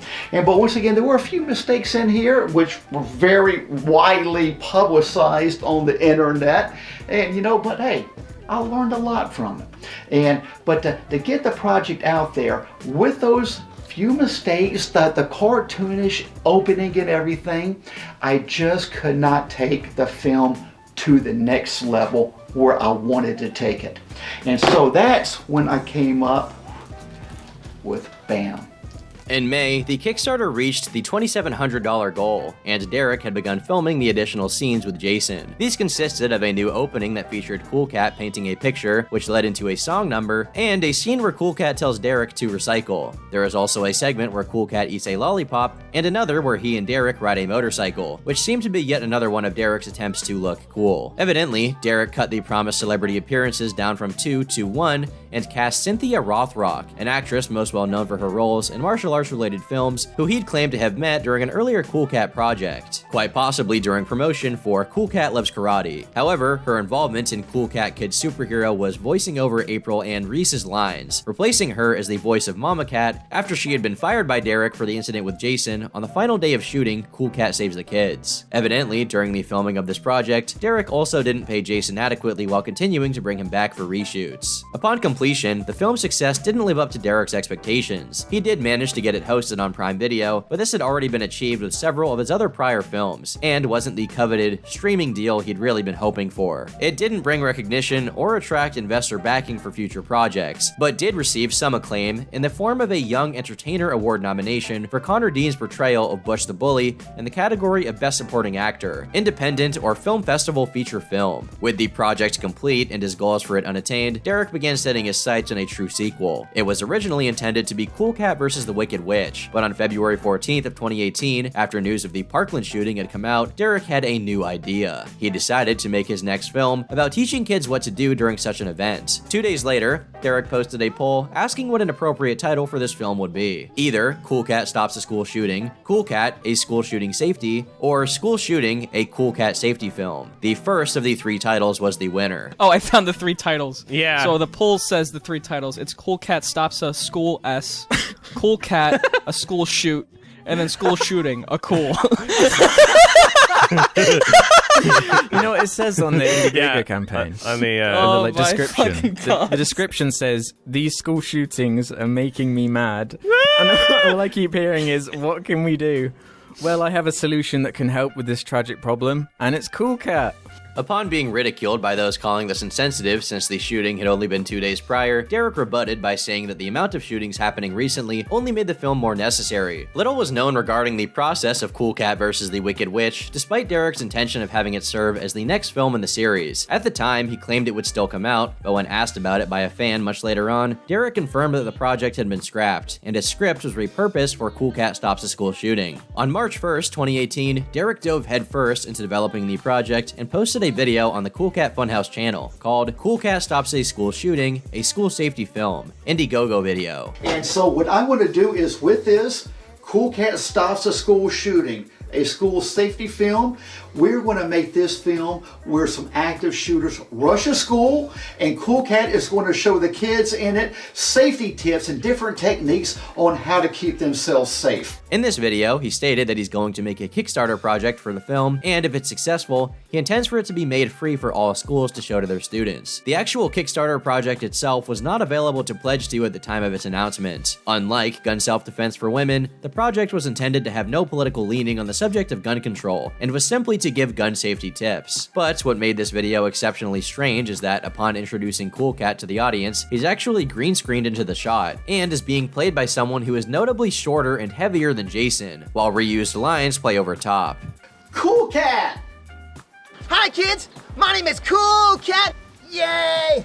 All right, buddy. And Cool Cat, who do you love? And I love you! You already know it, Cool Cat loves you. But guys, how can you help? It was very clear that Jason himself was not present. Someone else was in the suit. Derek was forced to wear the Cool Cat suit because by that point in time, his relationship with Jason was unsteady due to the numerous disagreements the two had after Derek refrained from fairly compensating Jason for his time, and by this point, he had a full-time videography job and couldn't make the trek out to film with Derek as often. Although, it seemed Derek had not made the decision to officially recast him, so he decided to repurpose old footage rather than wait until Jason would be able to show up personally to film the pitch video. But despite what Derek implied by using Jason's voice, Jason himself had no intention of doing a Cool Cat project centered on the topic of school shootings. And I mean, I feel, very strongly about the narrative of school shootings, and I would not do a movie like that.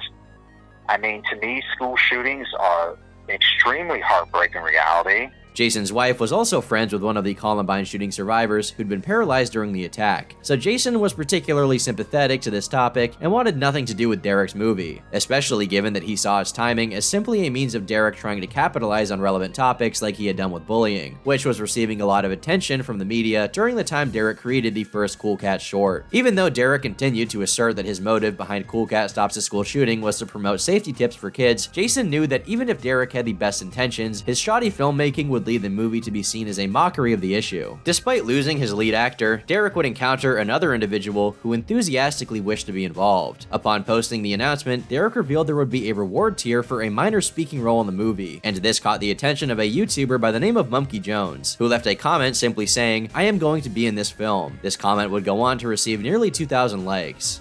And then Cool Cat makes an announcement that blows my mind. On Twitter, he says, "Yeah, we're gonna crowdfund this one on Indiegogo." And one of the reward tiers, folks, is that if you donate a certain amount of money, you can be in the film. You can fly yourself out to Las Vegas and you can have a speaking role in Cool Cat Stops a School Shooting. And when I hear this, I know it's meant to be. I know that my destiny, everything about my life has been leading up to this converging single moment. Mumkey Jones was a creator who, at the time, was very well known for his content surrounding the infamous incel mass murderer Elliot Rodger, and his inherent association with the topic of shootings made him want to take part in the project. He would then go on to talk with Derek about the details on Twitter, trying to form some kind of estimate as to how much money he'd need to raise in order to take part, since the cost for this tier hadn't been revealed, and the travel expenses were most likely going to be separate. Several days later, Derek would unveil the Kickstarter project, and it was discovered that the movie would have a much higher goal than many had expected. Viewers were shocked to discover that Derek had his eyes set on a whopping $25,000 to fund the movie, which was accentuated by the fact that few people had enough faith in the film to back the project at all, let alone to the tune of $25,000. Though the Indiegogo page has since been taken down, it fortunately has been archived. And we can see that at this point in time, it had a mere $856 pledged by 32 backers. The reward tiers didn't make a lot of sense. For $5, you'd receive the title of Cool Cat Crusader and literally nothing else. For $10, you'd get a Cool Cat poster, but not a physical poster, just a PDF, which you would have to go and print out yourself. Not that you would, considering it looks like this. For $20, you'd get an MP3 file of the song Cool Cat Is Cool, which I don't even know if this song exists in any capacity, but I doubt it's worth $20 considering actual physical album CDs seldom cost more than $17. It's only at $35 that your name shows up in the credits. And at $50, you get a DVD of the movie, when it's finalized, of course. A DVD in 2018. Notwithstanding, you get a shirt for a measly sum of $125. Look out, Kanye West, you have competition, and his name is Cool Cat. Worse still, the cost for a short speaking role in the movie was $2,500, which killed Mumkey's ambition of taking part, especially because, even if he had chosen to pledge the full amount, Derek was most likely not going to reach the funding goal to be able to make the film anyway. So, as a result, Mumkey released a video on April 7th called An Open Letter to Cool Cat, making Derek a counteroffer that could benefit the both of them. Cool Cat, Derek Savage, I think we can strike up a deal here that will be mutually beneficial.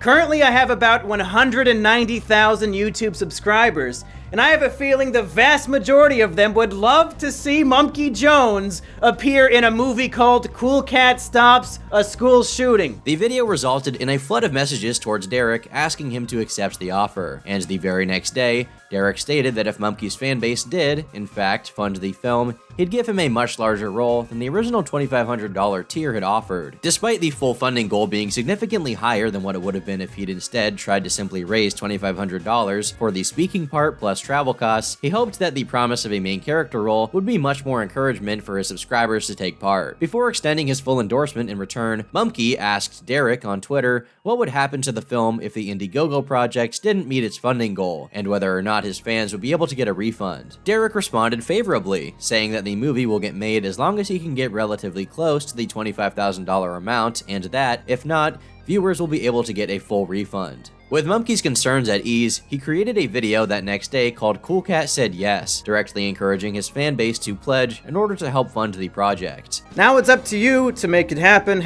#no excuses. And boy, did people actually put their money where their mouth is, because after my video and after those tweets, people started donating to the Kickstarter, to the Indiegogo. Upon releasing this message, the Indiegogo for Cool Cat Stops a School Shooting would begin to rapidly rise, with Derek giving his full support to Mumkey's involvement. Derek also revealed on Twitter that his role would be as the sidekick to the main shooter, who would be none other than Butch the Bully from the previous Cool Cat movies. To further drum up publicity, Derek posted a video titled CC Tech Problems, teasing at Butch joining the project. Hey, what's that door doing open over there? Look who it is! Get that bully! Get him! Now! I love being a bully! However, this brought to light some questionable actions going on behind the scenes. Derek very heavily implied that Connor Dean, the actor behind Butch the Bully, was going to appear in Cool Cat Stops a School Shooting. Although, much like when Derek made the same claim about Jason, Connor was suspiciously absent from the video, replaced with reused audio. It would later be revealed that also like Jason, Connor had no intention of appearing in the film, and had directly turned the offer down, given that the project was later revealed to have been made using the script for Cool Cat vs. the Wicked Witch. It's quite possible that Derek had assumed the actors who already committed to that film would continue to be involved as the project changed into something else entirely. This may have also meant that Vivica Fox did not agree to be involved either, despite Derek claiming to have casted her. In the middle of Derek's effort to promote Cool Cat Stops a School Shooting, he had also released the official trailer for Cool Cat Kids Superhero, which was simply a modified version of the trailer released for Cool Cat Saves the Kids several years prior. Shortly after, he followed it up with an update video, claiming the DVD was completed and that after talking with distributors, he was now aiming for a theatrical release, which he would be able to get confirmation on in a few weeks' time. Meanwhile, funding for the Indiegogo project continued to build up, reaching nearly $10,000 in just a couple of weeks. However, this was still a far cry from Derek's intended goal, and given his vague terminology on how close he'd need to get to the funding goal, fans started reaching out asking for answers. Upon seeing this, Derek then posted another video updating fans on the status of both of his upcoming films. And of course we have Monkey Jones. Now his people, you guys have done very well. You've bred some, you just gave some new life to this project. Okay, but we're at a turning stone here. There's, I believe, 12 days left to the Indiegogo campaign, and we have only raised, or we've raised approximately $9,400. Derek went on to say that he needed the full amount to be funded for the film to get made, since production would require him to rent out a school for at least 2 days, which he hasn't been able to get a firm estimate on. Plus, hiring a classroom of children for the shooting scenes would make the cost just to feed them and their parents add up to over $1,500. On top of mispronouncing Mumkey's name, Derek suggests the idea that, should the project not raise the full amount, he can instead use the money for a backup project called Cool Cat's Cooking for Kids and Stranger Danger Tips. I do have a backup plan, and I want to go on and plant this seed now. Monkey Jones, first of all, you guys must love him. And I both love and respect that right there, because you guys have jumped up the bat for him and you want him to be in a project. That's great. We can still make that happen. Now, another project that I talked about, if you guys have been following Cool Cat for a while, you'll know of another project. It's called Cool Cat's Cooking for Kids and Stranger Danger Tips. There just is no more stranger danger tips out there. For you younger guys, that's like if someone's attacking you, it shows you what to do to get yourself out of it. Stranger danger tips. The film concept had been vaguely mentioned on Twitter beforehand, although this was the first time Derek teased at the idea of using the Indiegogo money for something else. Most likely, this was intentional, as using the money given to him for this specific project for another would fly in the face of people who were supporting it so far. He had not mentioned a backup project in the fundraiser itself, or even discussed the idea with Mumkey in advance. It seemed as though this had been a spur-of-the-moment plan to avoid having to pay back pledgers after guaranteeing a full refund if the project didn't come to fruition. Derek seemingly didn't think Mumkey's fans would have any issue with him producing an entirely different film as long as he kept his offer for Mumkey to have a role as the bad guy. This, however, was not the case. The entire reason Mumkey and his followers had given money to the project was to have him appear as a shooter, which was obviously a role exclusive to Cool Cat Stops a School Shooting, and why he had originally opted out of having the minor speaking role at the $2,500 reward tier, much like how Derek had removed Adam's cameo from Gun Self-Defense for Women midway into his fundraising campaign. Altering the project unexpectedly to instead fund an entirely different film was extremely deceptive. Even if Derek had fully intended to honor the original agreement in the beginning, changing it later on was tantamount to false advertising. Derek would only worsen the situation by committing to this idea and changing the Indiegogo project itself to reflect his new intentions. In this film, Cool Cat and his friends are having fun as Butch the Bully constantly tries to punk them, but Cool Cat has the kid's power and outsmarts the bully. Filled with many stranger danger tips, one will be a staged abduction where the bad guys try to get Cool Cat, but Cool Cat fights back and shows children many different safety tips. He also deleted the update video and put another up in its place where he doubles down and stated that unless the $25,000 is somehow raised, the project would officially become Cool Cat Stranger Danger Alert, blatantly scamming everyone who had come from Mumkey's channel. Well, first of all, you know, on our Indiegogo campaign, hey, we're doing pretty good on it. But you know, we started it out for Cool Cat Stops a School Shooting. We're going to need $25,000 to produce this in a correct way, because I'm not going to, I'm not going to play games with this project. It's too important.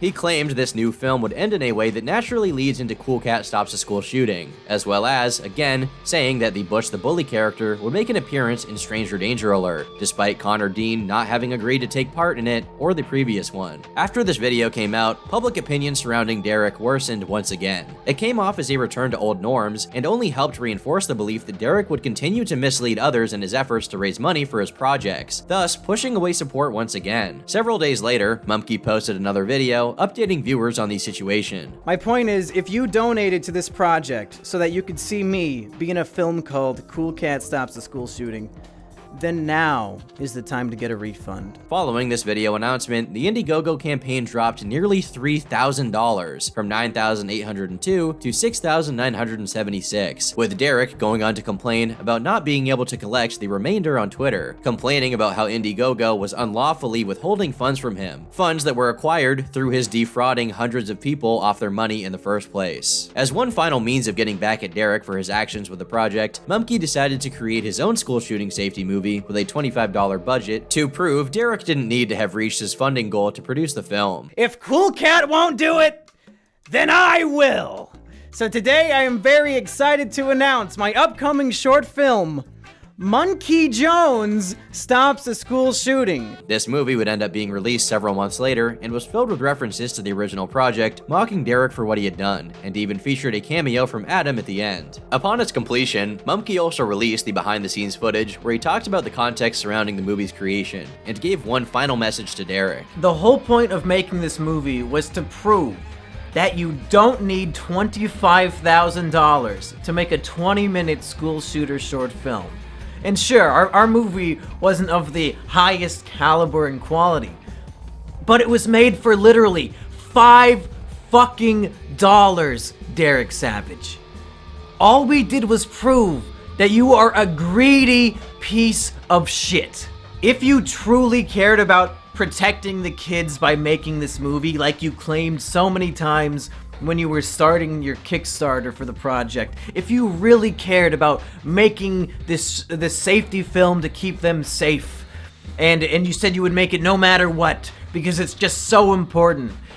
If you really truly felt that way, and weren't just a greedy piece of shit, then you would have found a way to make the film with the $6,900 that you did earn. As the months passed, Mumkey and everyone involved with the project would move on to other things, Derek included. He has never formally acknowledged Mumkey's points against him, but after a series of strikes left Mumkey's channel suspended, Derek stated in a YouTube comment that he was happy to hear he'd been deleted off YouTube. His comment reads, "Hey there, I know you, and praise Jesus that Monkey channel was deleted. That boy is a cockroach and made lies about us, so this info makes me so happy. I will be pitching PewDiePie, and we'll check out your other suggestions. And Cool Cat loves you." Derek responded very similarly when Alex's channel was temporarily deleted, as well when people accused him of being involved. Despite the fact that Derek had not raised enough to fund either of his planned films, he eventually managed to acquire the money earned from the project. It was unclear at this time what he intended to do with the funding, but he made it clear that Cool Cat Stops a School Shooting was not completely abandoned. On September 14th, 2018, Derek posted an update to the Indiegogo project's page, announcing a new arch enemy in the Cool Cat movies known as Dirty Dog, which would be played by an adult in an animal costume very similar to Cool Cat, rather than a kid. It's unknown whether Derek chose to recast Connor Dean after he refused to take part in Cool Cat Stops a School Shooting, or if he was now simply too old to play the role, but Connor himself was never notified about the change. According to Derek's update, the costume was being developed by the same group who had created the Cool Cat suit, and the Dirty Dog name is most likely based on the insult Cool Cat receives in an email from the original Cool Cat Saves the Kids movie. 1 month later, Derek would update the Indiegogo page again, stating that the project was on the back burner while he worked on more Cool Cat books. This was when he published another called Cool Cat Loves Space, which was released to coincide with the 50th anniversary of the Apollo 11 space mission. Much like several of Derek's other books, Art Knowles took involvement in his creation. Derek claims the concept behind the story was his idea, and that he'd also fully funded the endeavor. Whether or not Art did in fact fund the project is uncertain, as stated before. Art has also been credited as a producer on some of the Cool Cat movies. According to Jason, this was only because he'd allowed Derek to associate his Harrier jet with the Cool Cat brand. Whether Art Knowles did fund Cool Cat Loves Space or not, Derek would return to crowdfunding yet again the following month with his next book, Cool Cat Loves MMA. This also marked his return to Kickstarter, possibly due to difficulties collecting the money raised from his Cool Cat Stops a School Shooting Indiegogo project. Strangely enough, however, this time he was only asking for $500. Derek isn't clear what this amount was for, and even stated in the project description that he'd already completed the book. It's quite possible he was simply using this as a means of advertising the series and distributing merchandise, since the only reward tiers were for the book itself and his pre-existing Cool Cat products. Derek soon canceled this project, most likely for lack of funding. A little over a week later, the book came out regardless, which suggests the money was not necessary in the first place, which seems to be a common theme with Mr. Savage. For the most part, audiences seemed to drift away from Derek at this time, as news surrounding him and his project slowed in the latter half of 2018. The most noteworthy event to develop in this time was Derek attempting to arrange an appearance on the show Shark Tank in order to get the character an official TV show. Despite hopeful tweets about the progress of his endeavor, it ultimately led to nothing. But as the new year began, eyes would be drawn back to him when he posted a very unexpected update. This is my production channel right here, so I'm here to tell you about our brand new project, and I'm so excited that this is coming together. I've been working on this for quite some time. Now, you know, as far as the movie and music awards, you know, there's the Oscar awards, the Grammys, the Tonys, the Golden Globes. Now here is the coolest awards, and that is the 420 Awards.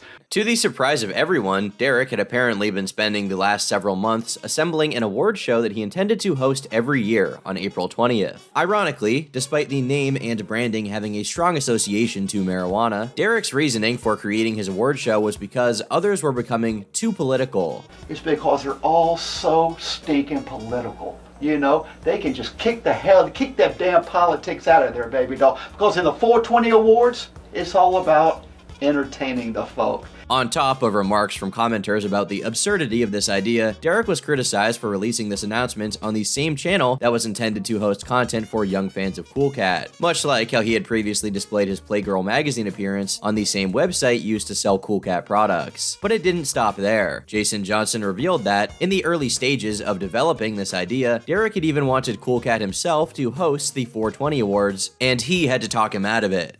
And he originally asked me about doing that, about coming down there. He's like, hey, Jason, you know, I could use you as Cool Cat doing this. And I said, Derek, I said, if you have Cool Cat do that, you're opening a whole new door. Upon learning this, Adam would later state that he had wished Derek had gone through with the original plan. As news of his show spread around the online world, many grew interested in what Derek had in store. He created a new website, Twitter, and YouTube channel for the event, and released more videos as months passed by, talking about various aspects of the show. He revealed the movie categories included favorite movie, favorite kick-ass movie, favorite fun movie, favorite stoner movie, favorite actor and actress, and favorite movie of all time. And similarly, the music categories included favorite song, favorite male and female artist, favorite artist group, all-time favorite song, as well as 2 other awards for Hottest Babe and Hottest Hunk that could go to either a musician or actor. According to Derek, each award could be given for work that's 1 or 2 years old, but that the favorite movie and song of all time can go back as far as possible. Though, wouldn't that result in the same song winning every year? I digress. Evidently, the nominees would be chosen based on fan requests and then placed into Twitter polls, where the highest voted would win, meaning everyone would be able to see who the winners were before the show had begun. Just one of many of Derek's immaculate displays of media literacy. Now put down on the bottom on the comments now. You start coming to get your suggestions in who we should vote for,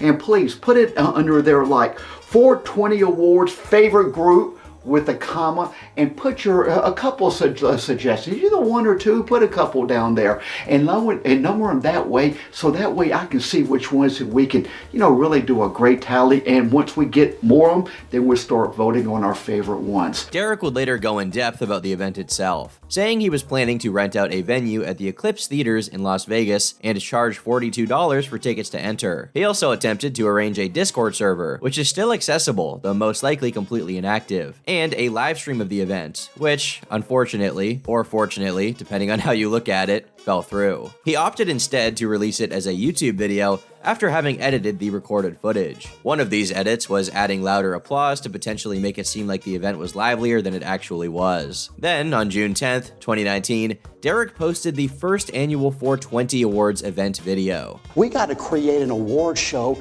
that is for the people. It's non-political, Non-political, the 420 Awards. Yep. No, Everybody. it's not a political cause. Other awards ceremonies are too political, but not the 420 Awards. I want to make in 4 years the 420 Awards the fourth largest award show in Hollywood. The fourth largest awards show in Hollywood in 4 years. So I guess Oscars, Grammys, Emmys, 420. Fuck off, Tonys. Where he is right now is Nevada. As he is filming this was in Vegas, but he wants to make it the fourth largest in Hollywood. So maybe he's planning on moving it. Derek later shot even higher and wanted to make the 420 Awards to be the fourth biggest award show in the entire world. Most likely upon realizing he couldn't be the fourth biggest in Hollywood if the event continued to be hosted in Las Vegas. The event itself was rather strange, akin to most of Derek's other creations. After its opening, each award for the winning movie and songs were presented, with some of the oddest being Smash Mouth's All-Star as favorite stoner music video, and Incredibles 2 as favorite stoner movie. To accept these awards for both music and movies, Derek brought seemingly random people on stage with no ties to their creation. Also, during the show, it's revealed that it's being hosted in the Tickle Me Comedy Club, which is only fitting. Derek had attempted to invite others by adding dozens of names during several of his announcements for the event on Twitter, but this was unsuccessful. The only winner to have attended the event and collected their award in person was Derek himself, after Cool Cat Kid Superhero was voted favorite independent film, beating out A Quiet Place, Won't You Be My Neighbor, and Paddington 2. In order to avoid handing the award to himself, Derek had the owner of the theater hand it to him instead. However, this wasn't the original plan,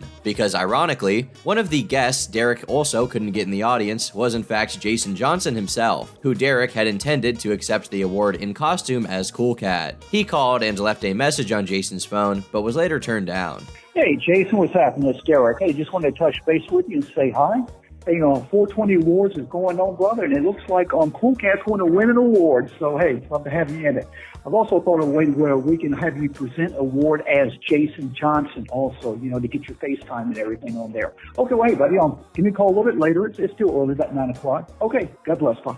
Jason would later clarify that, by this point, he had a full-time job, and the time and money it'd take to travel all the way to Las Vegas simply wasn't worth it, especially since he knew Derek would want to take the opportunity to film other things while he was there. Although, one winner would go on to accept the award later on. Several weeks after the event, Paul Delisle of Smash Mouth tweeted out the group's award for Best Stoner Music Video, thanking Cool Cat for it. This had come about after Derek mailed them their trophy, hoping to have the band perform at the second annual 420 Awards, but this didn't happen. Nevertheless, Derek took this as an endorsement and used the Twitter image on his site to advertise the event. In addition to giving out awards, Derek also had amateur entertainers appear on stage, including a magician, singer, ventriloquist, and a comedian, who was, in fact, the owner of the venue. I'm going to get another one across my chest that says Filipino, because I'm Filipino. Between these segments, he showed footage of the film nominees, ironically going against his own stance on fair use. Some of these segments were even recorded from a TV screen and potentially pirated. Several clips also had their audio tracks muted for copyright reasons by YouTube, which Derek replaced with songs from the Cool Cat movie score. Upon the release of the 420 Awards on YouTube, Adam of Your Movie Sucks would react to it for his Adam and Pal series, mocking several aspects of the event, including Derek's blatant mispronunciation of several well-known movie titles and celebrity names. Today, Adam's video sits with nearly 1 million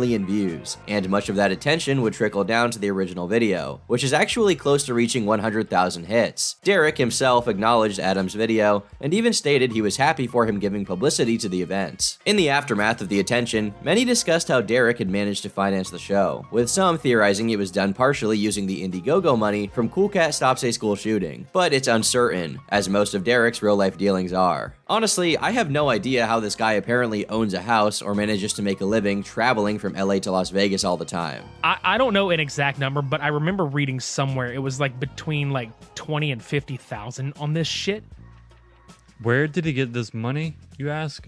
We don't even know. I don't know how this man has the money that he has, and I would only assume that it's from, like, basically fucking people out of Kickstarter money and keeping it. The podcast hosting this discussion was in fact the same group who eventually discovered Derek's arrest record and real name, and they would later become most well known for their involvement with Cool Cat topics. However, it still remains unclear as to exactly where the money to fund Derek's endeavors had come from, since even Jason Johnson was in the dark on that matter. For this reason, the general public believed that the show wouldn't continue to be a yearly event, but this turned out not to be true. In early 2020, Derek announced that the voting for the second annual 420 Awards would begin soon, although by this time, the pandemic hit, which prevented Derek from being able to rent out a venue for the ceremony. As a result, the event was held in what Derek claimed is a studio he rented out, with plans for audiences to attend via a live stream that he'd charge $4.20 for access to. Much like his previous award show, Derek was unable to get any celebrities to agree to attend, although he did in fact debate extending an invitation to a certain YouTuber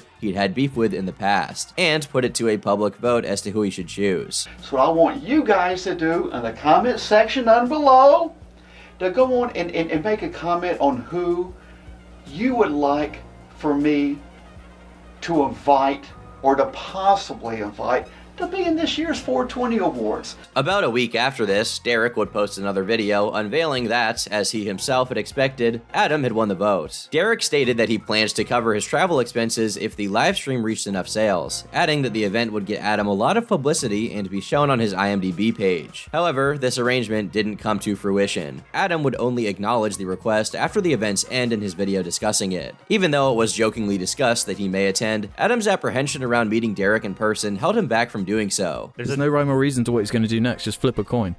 Yeah, that's why I would never meet him in person. When the second annual 420 Awards show began taking nominations, some of the categories were altered from the prior year. Favorite Stoner Movie and Music Video were cut. Favorite Stoner Song was changed to simply Favorite Song. Favorite Independent Movie was replaced. Favorite Documentary Film, and a Favorite TV Show award was added. The event itself was said to have a coronavirus theme, which was why every award was accepted by a man dressed up in a white hazmat suit with a mask and goggles over his sunglasses, who Derek would just pretend was each of the celebrities. He followed the format of the first show by playing footage from each of the films in the nominations with some copyrighted music replaced, but on top of making numerous spelling mistakes in the overlaid text, and even calling the show Mr. Robot Mr. Robert, Derek also accidentally mixed up the clips for Zendaya and Haley Stanfield for Hottest Actress category. Some of the especially unexpected winners were John Travolta as Hottest Male Actor, and JoJo's Bizarre Adventure for Favorite TV Show. This time, Derek's own work would win in two categories. His Cool Cat is Cool song, originally produced by Linda Hopkins for Derek's short Cool Cat cartoon, won Favorite Song, and Gun Self-Defense for Women was given the award for Favorite Documentary Film. Upon winning, he once again brings in someone else to hand the award to him by the name of Alistair Cooper, who had worked on several other projects of Derek's at that time after having gotten in contact with him on Twitter. The two evidently got into an argument sometime after the event, and Derek cut ties with him. However, this proved not to be permanent since Alistair would return for next year's show. In place of the performances he had had at the live venue, Derek instead opted to create skits adhering to the show's theme where he destroys coronavirus balls with a shotgun in the desert. There's also a scene which was introduced by Derek saying he had caught the coronavirus, only to cut to him acting drunk with an empty bottle of Corona Extra beer. The show also featured a mascot character known as Blunt Boy. Once again, the event was not streamed and simply came out as a YouTube video. Interestingly, its credits sequence names Art Knowles as a producer, which hadn't been the case the year prior. It's still not certain whether or not this meant he had actually funded it, or if Derek was rewarding him with a producer role for having done some kind of favor with the Harrier jets. After the video was released, Adam would go on to discuss the show as well, and brought a lot of attention to Derek in the process. The following year, he would host the event again in a very similar fashion, since precautions around COVID were still in effect, preventing him from booking another large venue. The third show was in many ways a combination of the first two. Like before,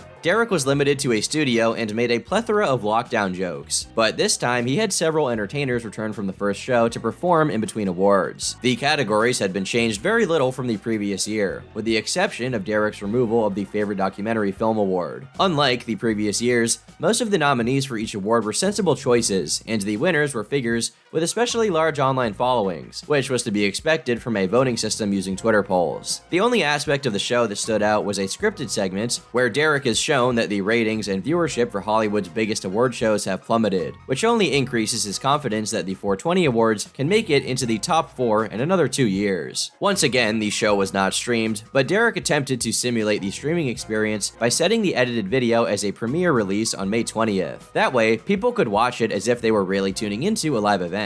Just like the prior year, Art Knowles was credited as a producer at the end, and Adam would make a video reacting to it, promoting the event even further. However, despite Derek's consistency, the 4th annual 420 Awards the following year would be shrouded in mystery. Derek claimed multiple times that it would happen, and did happen, but as of August, the only public information about it is the list of categories, revealing that a favorite horror movie and favorite video game award would be included. Derek was taking requests in the forms of replies, but hadn't released the polls. Meanwhile, the website still speaks about the 4th show in future tense, advertising it as an event that will be streamed live and featuring the mascots and comedians from the previous year's show. With no word from social media and no updates being released on either channel, fans began asking Derek about it, who on July 15th revealed in an angry reply that he had technical issues and was still planning to release the footage at some point. As of now, this has not happened. It's unknown what the future holds for the 420 Awards, especially after restrictions lightened following the end of quarantine. Whether Derek will try hosting the 420 Awards at a public venue or continue it at all is anyone's guess. Although, that can also be said about the rest of his projects. Derek has definitely had his hands full, and there was a lot more in the making in 2019 than just the 420 Awards. Earlier that April, as Derek was laying the groundwork for the first show, Jason Johnson appeared quite unexpectedly on the YouTube channel Ryan Osiris for an interview about his role as Cool Cat. The interview touched on many topics and answered pressing questions about the production of the films, Jason himself, and his opinions on Derek and the series. Unlike Derek, Jason took no issue with the reviews made about the Cool Cat films and came off as quite level-headed when touching on many of the events surrounding the brand's history. The tone was generally lighthearted, with both Jason and Ryan being very clearly aware of how Derek and the franchise was perceived, but rarely saying anything negative. Jason did reveal a few behind-the-scenes secrets, but the harshest the interview ever got was when he was asked about the weirdest thing Derek had ever done, and talked about an unintentionally inappropriate comment he had made at one point. Oh, well, one of the weirdest things he said was the girl, what's her name? Jessica Salazar, who plays Maria. He was saying, like, well, I can't use her anymore because, she's gotten older because, she has, he said, tits now. At the time, it seemed Derek took little notice of this interview, but Ryan made it known that he was quickly blocked by the Cool Cat Twitter account, making it evident that he was at least aware of the interview's existence, especially since Adam himself would acknowledge it on several occasions, such as in his 420 Awards videos, live streams, and installments of the Sardonicast podcast. With increased attention from Cool Cat fans, Ryan would go on to interview Connor Dean as well as Adam himself. Later that month, after wrapping up the first annual 420 Awards, Derek broke his 6 months of silence on the Indiegogo project originally for Cool Cat Stops a School Shooting. An update was put out stating he'd been delayed by both the writing of the Cool Cat books and the 420 Awards, but that new plans were in the works for the Indiegogo project, and he would release an update video soon. A week later, he posted another update with the link to the unpromised video, which was an official unveiling of the Dirty Dog character, and featured Derek dressed up in the suit himself. Upon going public, this video would become infamous. I smell Cool Cat. Dirty Dog. Then, quite suddenly, Derek would have a surge of popularity from a particularly unexpected source. Cool Cat, Cool Cat, Cool Cat. It's made by Derek Savage. The perfect representation of a kids movie. On May 20th, PewDiePie himself would post a video reviewing Cool Cat Kid Superhero. Most of his comments throughout were similar to others made about Derek's work in the past, but the video generally focused on Felix's initial reactions rather than thorough criticism of the film. This is the coolest office I've ever seen. You're outside. Outside is not an office. Has no one told you this, Cool Cat? You don't know about this, Cool Cat? Shit. Most of the humor was either very tame or sarcastically praising the film, which meant that when Derek was inevitably exposed to the video, many of the jokes may have gone over his head. As a result of this, and PewDiePie's massive popularity, Derek's reaction to the review was completely positive. He would later go on to state that the part he found the funniest was when PewDiePie said he couldn't understand Butch, ironically making fun of the actor, since Derek was well aware Connor Dean had a speech impediment that he was embarrassed about. Derek seems to see this attention from Felix as an opportunity to bring eyes to his work, and put out a tweet directed at him offering a role as a teacher in his upcoming film, Cool Cat Stops a School Shooting, without mentioning that the project was still in development since his controversy with Mumkey Jones over a year prior. This led to the responses being filled with Mumkey fans scolding him, and was later acknowledged by Mumkey himself. Felix himself responded by sarcastically saying, "I'm in," which inadvertently fueled Derek's further efforts. Upon seeing all of this, Adam decided to message Felix to let him know about Derek's history with failing to upload fundraiser promises and controversy with YouTubers, to make sure he didn't unknowingly extend support and lose his fans' money as Mumkey had. Adam would later go in depth about the situation, describing not only the chain of events that unfolded from Felix's review, but also Derek's double standard by taking the video well due to him being popular after having been so negative towards others who made similar videos in the past. He's just thinking in dollar signs, like, how can I capitalize off of this? So he wants PewDiePie to be in Cool Cat Stops a School Shooting, which is a movie that was supposed to have been made before with Mumkey Jones. Upon being emailed by someone claiming Adam's talk with Felix, as mentioned during the Sardonicast episode, was the reason he had stopped responding, Derek didn't believe this was true and dismissed it, continuing to reach out with offers. Interestingly, Derek also mentioned that Connor Dean enjoyed the PewDiePie video as well, which Connor himself later spoke about. My brother was just like, "Oh, hey, by the way, you're on a PewDiePie video," and I didn't believe him.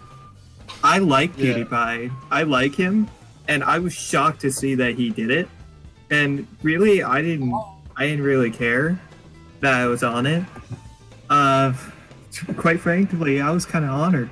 During the next several days, Derek continued to put out tweets directed at Felix, giving details about the project to make it seem more promising, including one attempting to cast Jake Paul on the project, and another where he says that he had already cast Vivica Fox to play a teacher as well. Whether this is true or not isn't clear, especially since just 2 days prior, Derek had publicly tweeted PewDiePie's review to Vivica and Eric, implying he hadn't talked to them in a while. On the 30th, Derek then put up a video on the Cool Cat Funhouse channel pitching the movie to PewDiePie. But then right when I saw him, I said, my God, I mean, he would be really good in a project that I really want to get going, and that is Cool Cat Stops a School Shooting. In this video, Derek reveals that the movie is now planned as a full-length feature film, and is going to star one kid with autism and another with Down syndrome, as well as having a cooking scene, all of which was previously planned to be in Cool Cat vs. the Wicked Witch, meaning it could have been around this time that the script had officially been scrapped and repurposed for Cool Cat Stops a School Shooting, thus increasing its runtime to feature length. He also made it officially known that the dirty dog character he'd teased would be the shooter in the movie, which was apparently because Derek was afraid of getting into trouble for whatever race of the child he'd choose to cast. For the rest of the movie, Derek tried to sell Felix on participating by talking about the impressive aspects of the film, including that it will star Vivica Fox, and that it would be the second movie ever to feature a live Harrier jet. Derek later implied that the jet will be used by Cool Cat himself to stop the shooting. To make the role as easy to play as possible, Derek also offers the option of having him play an international teacher giving lessons remotely, so he could record these scenes at home rather than being on sets, but also gave him the alternative of being able to get into the heat of the action and be coached by a martial arts specialist for the part. He also offered PewDiePie a producer credit and partial ownership of the film, which seemed to further prove Jason's comment about Derek giving out producer roles as favors to friends. Although, despite going to great lengths to make the project be as convenient as possible to encourage Felix's involvement, Derek went on to ask for quite a lot in return. And, you know, to help to raise funds to finance the project, and I know we can do it with this project right here, is to make 2 videos before, you know, while the Kickstarter thing's going to, and make a video afterwards or something. I mean, after we shoot the project, you know, to help promote it, and I'm sure you will. Derek's request for 6 videos made his whole offer seem very one-sided. Had Felix been interested, his involvement alone could have attracted enough attention to fund the project, and he most likely would have made a video about it regardless. But Derek's desire for more may have pushed him away. Adam stated Felix didn't come to a decision about Derek's offer in their conversation about his Kickstarter history. But if this talk wasn't his deterrent in working with Derek, the movie pitch very well could have been. Felix has never engaged with the subject again, and in recent years, Derek would come to accept the reality that he would never take him up on the offer. 2 months later, on the Indiegogo page Mumkey had helped him fund, Derek would announce that he had completed the film and was now putting the names of the pledgers in the credits. However, Derek changed the project yet again to be for a new film called Cool Cat's Crazy Dream. And now on the other 3,500, I told them that, hey, this campaign's collapsed. I'm not coming out with this, but I'm going to put out another film. I emailed everybody and let them know, and I gave them a chance. If they wanted their money back, gladly give it.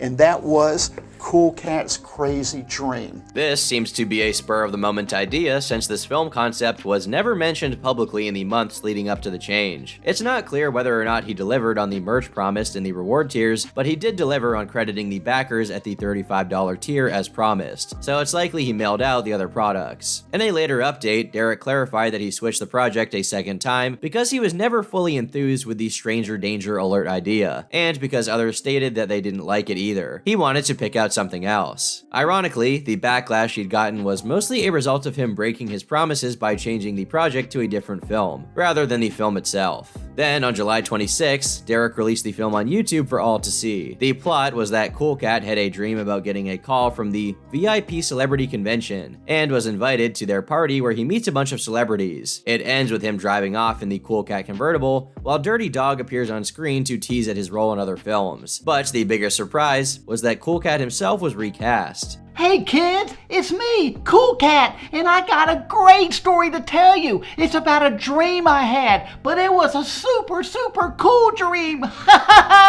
When this video came out, viewers were shocked to find that Jason Johnson had been replaced as Cool Cat by Derek himself. But more shocking still, the film was in fact made up almost entirely of reused footage, since the majority of these scenes took place during the after-party of the Hollywood Christmas parade that Jason and Derek had attended nearly 7 years prior, meaning that Jason himself was still in the Cool Cat costume, with Derek's voice dubbed over the original audio. This had very dark implications about events behind the scenes, and Derek's use of the fundraiser money. This short itself was half of the promised 20-minute runtime Derek had promised for the previous 2 films he'd used the Indiegogo project to fund, and seemingly all of the footage used was made beforehand. Even Dirty Dog's appearance at the end was the same green screen clip Derek had used for the character's reveal video, with new audio dubbed over the original lines. All of this only helped fuel the fire against Derek and reinforce the stance that he was misusing his fundraiser backing. To top it all off, Jason Johnson was not credited in any way at the end, despite the footage obviously having featured him in the suit, which made it clear that something had happened between Jason and Derek. This was further made clear by Derek's comments. Some people have commented that my voice has changed. I got tonsillitis and it made my voice change, but all is great now and I'm ready to boogie. So be cool and have fun. Cool Cat. At Cool Cat Loves You. I was very excited for the upcoming Cool Cat projects until I found out Jason Johnson is no longer playing the titular role of Cool Cat. Why did you decide to do this? Watching the new video, Cool Cat's southern drawl is very off-putting. He is not a part of the brand and is not associated with us in any degree. And I had tonsillitis and my voice changed. So go with and have fun or don't watch the films. But fans wouldn't have to wait long for an explanation. Just 4 days later, Derek filed a copyright strike against Jason's interview posted to the Ryan Osiris channel. Upon reaching out to ask why, Ryan was told by Derek that it was because he had used an image of Cool Cat in the video's thumbnails as advertising, which Derek claimed was illegal. To many, this seemed like history repeating itself and only worsened Derek's reputation by showing that he learned nothing from his past mistakes. In response, Jason Johnson would then decide to strike Derek's Cool Cat's Crazy Dream due to it using footage of himself without any attempt to credit him. Derek would then post it to Vimeo the next day. As a result of this new drama playing out, Jason would appear on Ryan's channel for a follow-up interview where he went in depth about the situation, revealing that he and Derek were already having disagreements beforehand and that the previous interview seems to be the nail in the coffin. This quite possibly led to Derek creating Cool Cat's Crazy Dream with Jason's voice replaced. In this interview, Jason also confirms once and for all that, with the exception of one shot, all of the footage from Cool Cat's Crazy Dream was reused from older projects with him in the costume, and he clarifies how he felt about Derek doing this. I wouldn't say retaliation is the correct word. I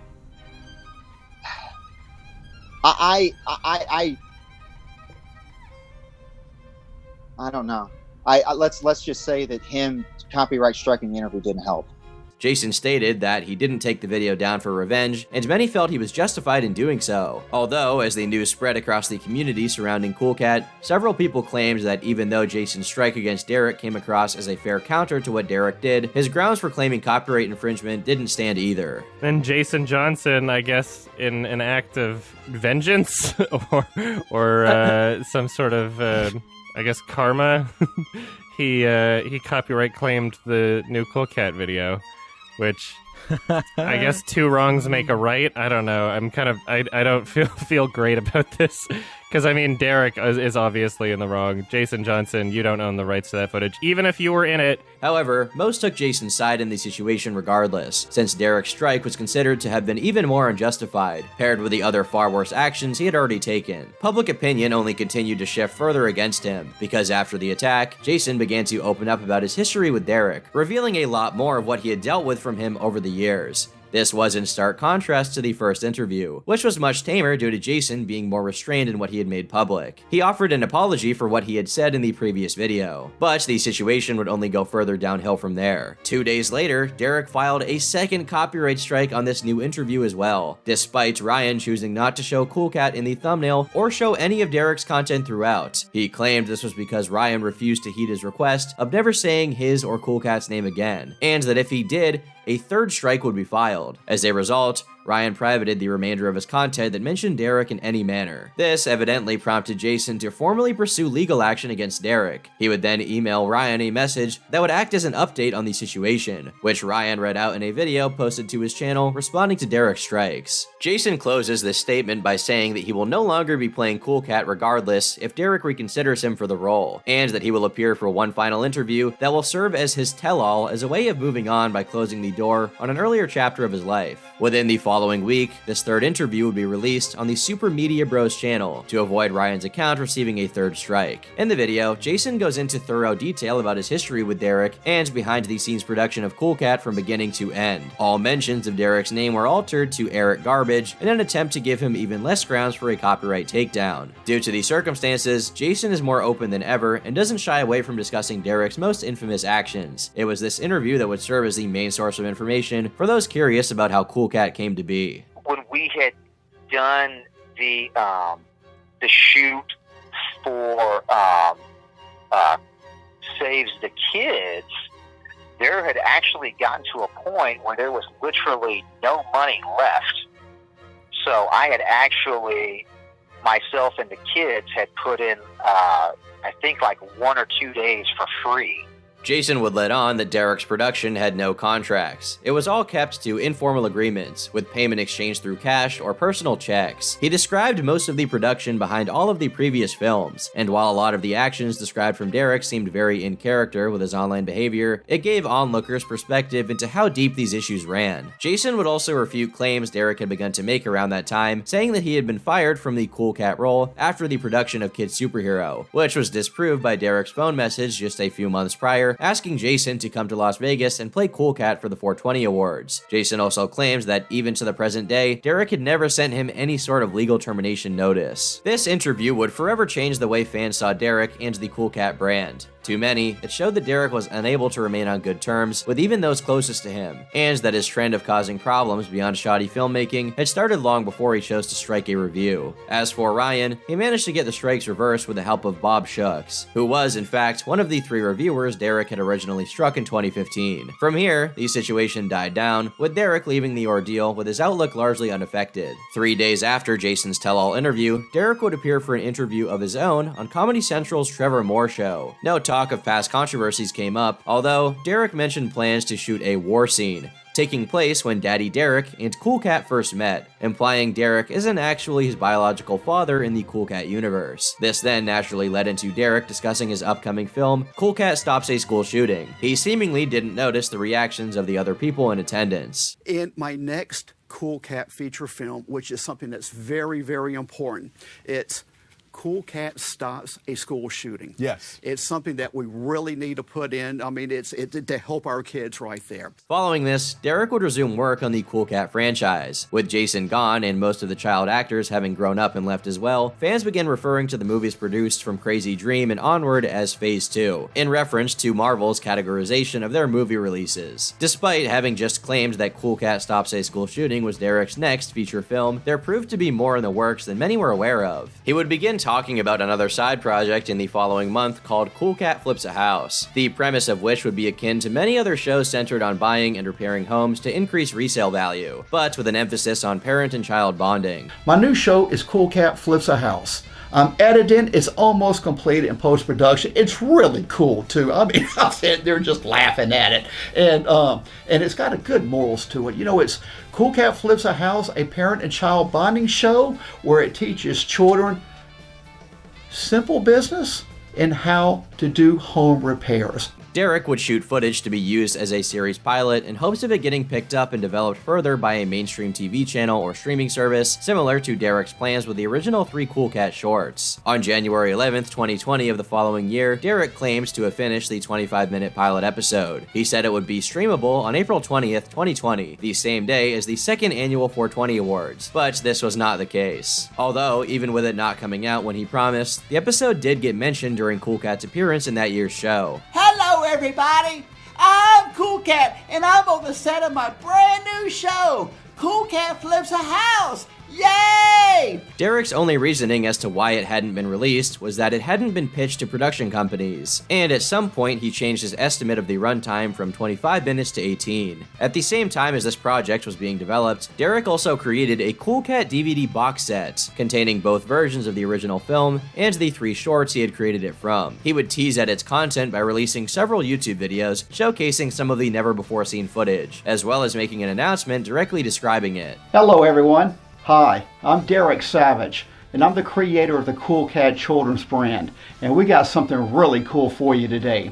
Now, over the years, I have received so many requests from people asking me to do a Cool Cat box set, and that's exactly what we got for you, and that is the Cool Cat 3 DVD box set. And let me show you what we got going on. He stated that the first disc would contain the original 3 Cool Cat shorts, as well as Cool Cat Saves the Kids. The second DVD would be Cool Cat Kid Superhero, and the final one would be reserved for never-before-seen content such as bloopers and behind-the-scenes extras. Derek also mentioned he would narrate the movies after being asked for advice on how to make movies from other filmmakers. The box set was also planned to come with a free book and keychain. He put up a poll asking fans what they thought the best price for this package would be, with the majority voting on the lowest option at $40. Derek also created a Kickstarter project for the box set, which, much like his fundraiser for Cool Cat Loves MMA, appeared to be only a means of selling copies of the product since the funding goal was set at $300, and stated in the description that there was no risk involved since the footage was already shot. There were only 2 reward tiers, one for the box set itself with 2 posters at $30, and another for a box set and posters, plus an added t-shirt. This fundraiser didn't manage to surpass its funding goal and was soon abandoned. The box set was sold regardless, with Derek reducing the price once again to $25. He also attempted to expand sales by encouraging viewers to advertise the product to their followers, and offered to give them eBay accounts to sell them with the chance of getting a 15% cut, and a free piece of Cool Cat merch for every 50 items sold. It's unclear if anyone took him up on this offer. Also around the same time, Derek officially announced the completion of his script for Cool Cat Stops a School Shooting, and contacted several celebrities about having roles in the project, including Tommy Wiseau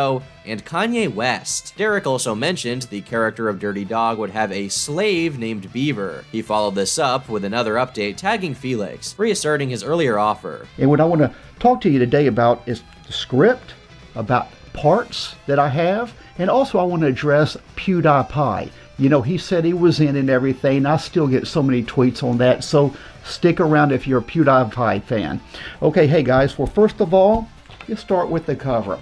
Now this is just the working cover here. I'm about to change it up, and this is what I'm seeing. Okay, first of all, it's Cool Cat and Dirty Dog's the bad guy. Now Dirty Dog is, well, I mean, he's mean in this movie, and he is the school shooter that we all fear. Derek stated the script is fully complete at a length of 110 pages and describes it as one of the funniest scripts he's ever written. Upon showing the cast list, Vivica's name appeared to have been removed. Got the characters up there right beside me right here so you can go down with me. Of course, we got Cool Cat, Daddy Derek, Mama Cat, Dirty Dog. Got a brand new character I'm introducing it to you. Not just Dirty Dog, but also Dirty Dog's got a slave, Beaver. Beaver is cool, man. He was fun to write. And so I think you guys are going to really enjoy Beaver. So that's the aforementioned autistic and Down syndrome kids Derek had previously mentioned, including, were now given the names Joy and Manuel. And Derek revealed that the principal was given the name Mel after he'd written the role intending him to be played by Mel Gibson. The reason I named it Mel, I originally wrote it for Mel Gibson. That's who I was seeing in my mind. And I one time I had some dealings with one of Mel's right-hand assistants. They were real nice to me, and you know I respect Mel Gibson. I'm a fan of his work, and so that's what I'm thinking. But as I was writing it, John Travolta is who I want for this part. John Travolta would be so cool. It's a principal, man. And he claimed he knew how to get John's representatives, and that he has a real chance of casting him since his last 2 movies didn't perform well. Throughout this video, he also discussed casting Tommy Wiseau, Johnny Depp, Justin Bieber, the Kardashians, and once again, PewDiePie. Derek went on to say that he was in talks with Felix's representatives, but they went silent on him, which he believed was because of people tweeting to him about past Cool Cat controversies, since he himself had received tweets about Felix's controversies. See, he stated that he wanted to be a part of it. He says, I'm in. I emailed with his management team, and I never heard back. So he went radio silent. And I'm sure I know exactly what happened, because the same thing happened with me. And as I got dozens and dozens of either emails or tweets saying, oh, you can't put PewDiePie in your movie because he said this and he did that, he did that. So if I know I got over 4 dozen of those. I got well over 50 of those. And people, throwing, you can't put him in your movie. So if I got that with my following and his following 100 times, 1,000 times larger than mine, so I can only imagine the crap that he heard about me. So hey.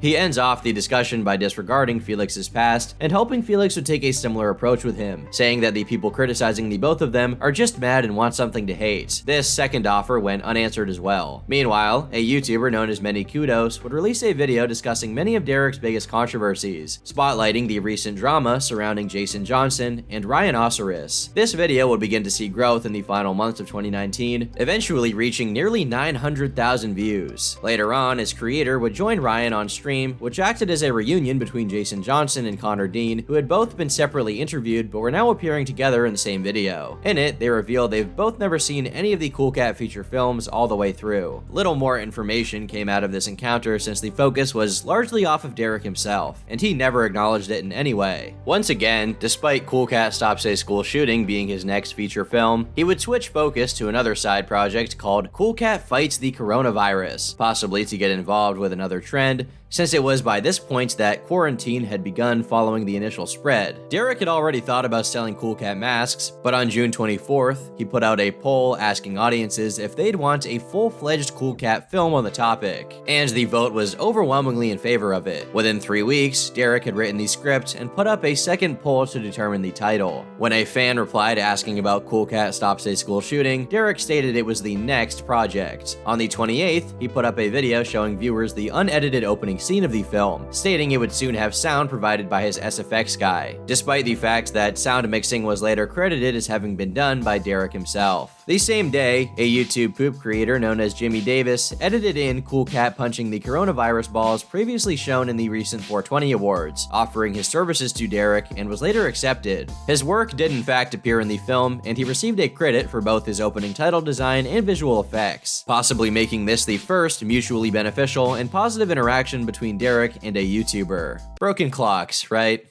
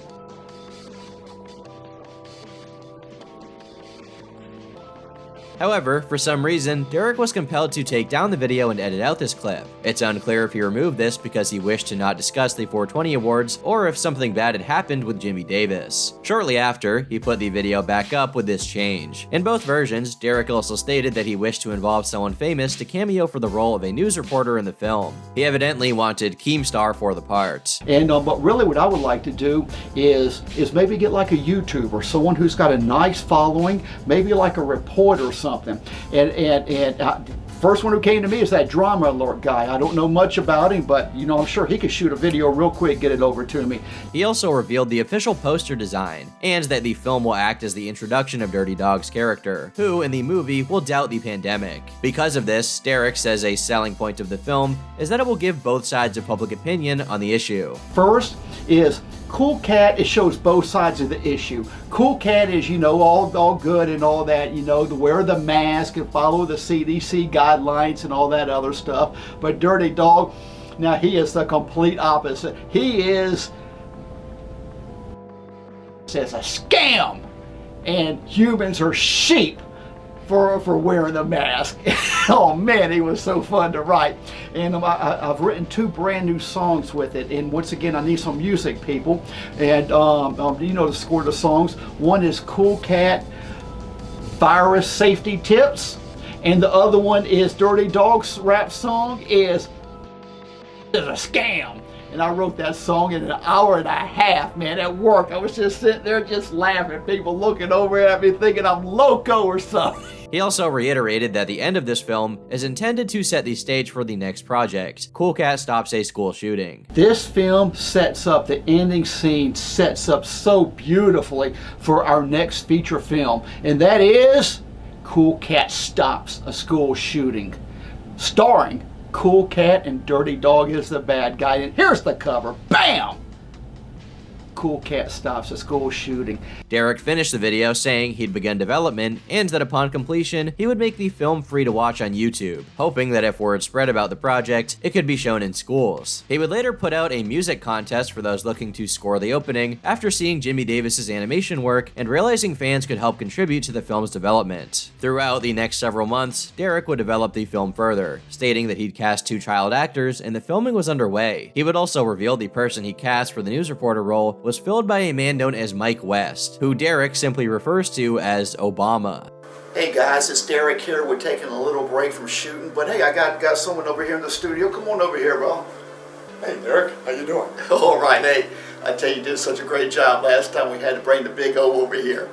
Oh, I was glad to be back. I'm just glad to be back. In the next couple of months, as progress continued, Derek would begin to create a Kickstarter once again, possibly as a means to drive up early sales, since, as before, the funding goal was set shockingly low, with Derek himself stating the project only had 1 day of shooting left at the time of the project's creation. I only have 1 day left of shooting, and this project, literally, after I finish shooting it, it will be completed within 3 days after that. Over the years, Derek had also taken notice of the large number of fans looking to be credited in his films, and as a result, put rewards for this at the $20 tier, as well as associate and executive producer credits at $500 and $2,000. Although, upon pledging $300 to the project, a fan would be able to have their picture put in a frame in one of the early scenes in the film that led into the news reporter segment. 2 days before publishing the project, Derek considered the idea of getting online figures directly involved to increase the reach this fundraiser would have, and after his continued support of the Cool Cat brand, as well as the 420 awards in recent years, Derek decided to finally unblock Adam and approach him with an offer. He messaged him, and upon not hearing back in a timely manner, he made a vague tweet publicly hinting at the event. This led fans to then ask Adam about the situation, and he eventually went in depth about Derek's message on stream, making it clear this offer was a lot more one-sided than he had publicly implied. The reason I haven't responded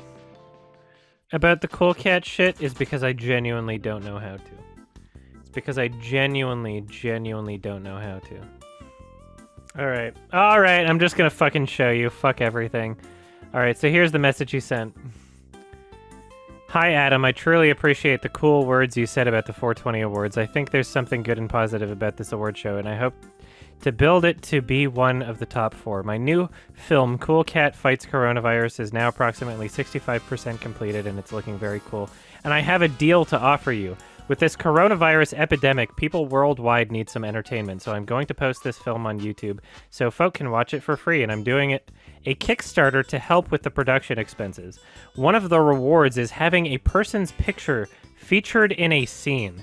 It's limited to 4 pictures, and if you do 2 videos to help promote this campaign, I'll give you one of those picture spots. Have you ever seen the Choosing Beggars subreddit? And to give new content for the second video, I'll email you part of Dirty Dog's Coronavirus is a Scam music video to review, and there's never been a song like this before. If you've ever wanted to have your face in a Cool Cat film, then here's your chance. Let me know if interested, Derek. And then I actually asked him a question. What's the context of the picture scene? Shots opens on a table with the pictures, then pans to wider shot of TV with the news reporter. So that's what he's offering me in exchange for 3 promotional videos advertising his film. How do I respond to that? I'm fucking honest. This is like, I can't deal with this. He finally unblocks me off Twitter. Finally, I'd never done it. Like, literally, it was just from making my Cool Cat Learns Fair Use video. I finally unblocked him. And he's literally like, I've come to make amends. And then tries to get me to promote his film and pretend as though I'm benefiting. And this is like he's doing me a favor. Much like Derek's offer for PewDiePie, this came off as selfishness disguised as a kind gesture. Adam pointed out that Derek simply offered to give him one of the picture slots with no strings attached. But by attempting to get more out of him, Derek had come off as transparently greedy and made him not want to take part at all while asking Adam to indirectly endorse his fundraiser for the film after his history of issues with past projects. I'm sorry. I want to be on good terms with you. I really do. But why do you have to put me in these situations where I would literally have to sell out my morals? And the reason why I say this is because what you're asking me to do here, very clearly what you're asking me to do here, is to promote your fucking Kickstarter campaign when I already know that the previous 2 Kickstarters that I'm aware of, you've literally lied to people. You've taken their money for promises that you haven't kept. One of them was that I was supposed to be in your fucking, like...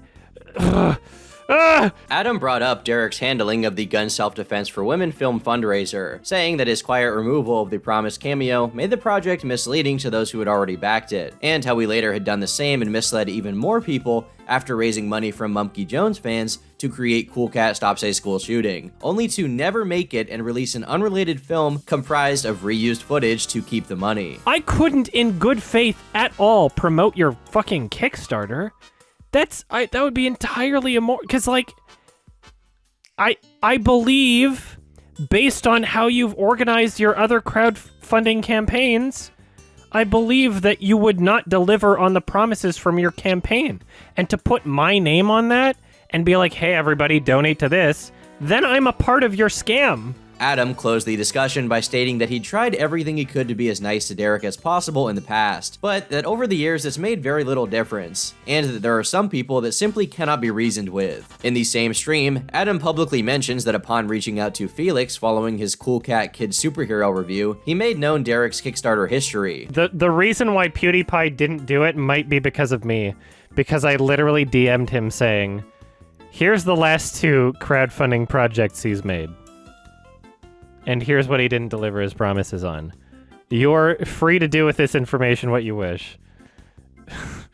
Because I don't want him to, like, hurt his brand by saying, hey, donate to this thing, and then nobody getting anything from it, right? Derek would near immediately leave a comment on this video lashing out at Adam, but deleted it within 20 minutes. Too little, too late. Wow, what a backstabber Adam is. I'm glad he read my letter because it shows just how friendly and professionally I approached him, and he pulls this crap. For years, this person has dreamed of having his face in a Cool Cat project, and I offered just that. And this also would have led into an invitation to appear in the 3rd annual 420 Awards. I truly consider this to be a cockroach move. He is definitely not a cool cat, but a filthy bully. And he blocks the Cool Cat Twitter. How childish. Grow up, boy, and shame on you. Derek Savage. 2 days following this stream, Derek would publicize his Kickstarter project as originally planned, but upon discovering what Adam had said, he felt the need to respond with a video called Derek Addresses 2 Campaigns, PewDiePie, and Cool Cat Stops a School Shooting Movie. In it, he tried to defend himself in hopes of disproving Adam's statements, and once again attempted to reach out to Felix for involvement in Cool Cat Stops a School Shooting. I'm Derek Savage, and I'm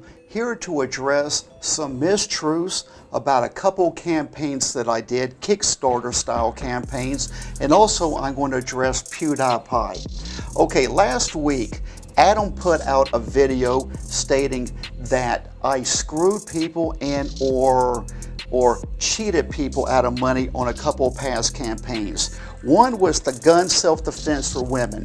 Now this film's been out for about 3 or 4 years now. In this video, Derek claimed he kicked Adam from gun self-defense for women after he lied about him in his Cool Cat Learns Fair Use video, and that Adam was emotionally manipulating his audience by bringing up the fact that people had pledged to the project specifically for his involvement. He said people were allowed to have refunds if they wished, neglecting Adam's point of him not making this change known. He also claimed to have been in talks with Felix's manager, and upon interaction going silent, was emailed by someone claiming Adam was the reason for this. And someone emailed me a few months ago and said that Adam contacted PewDiePie and told lies about me, and that's why PewDiePie backed out, or went silent on it.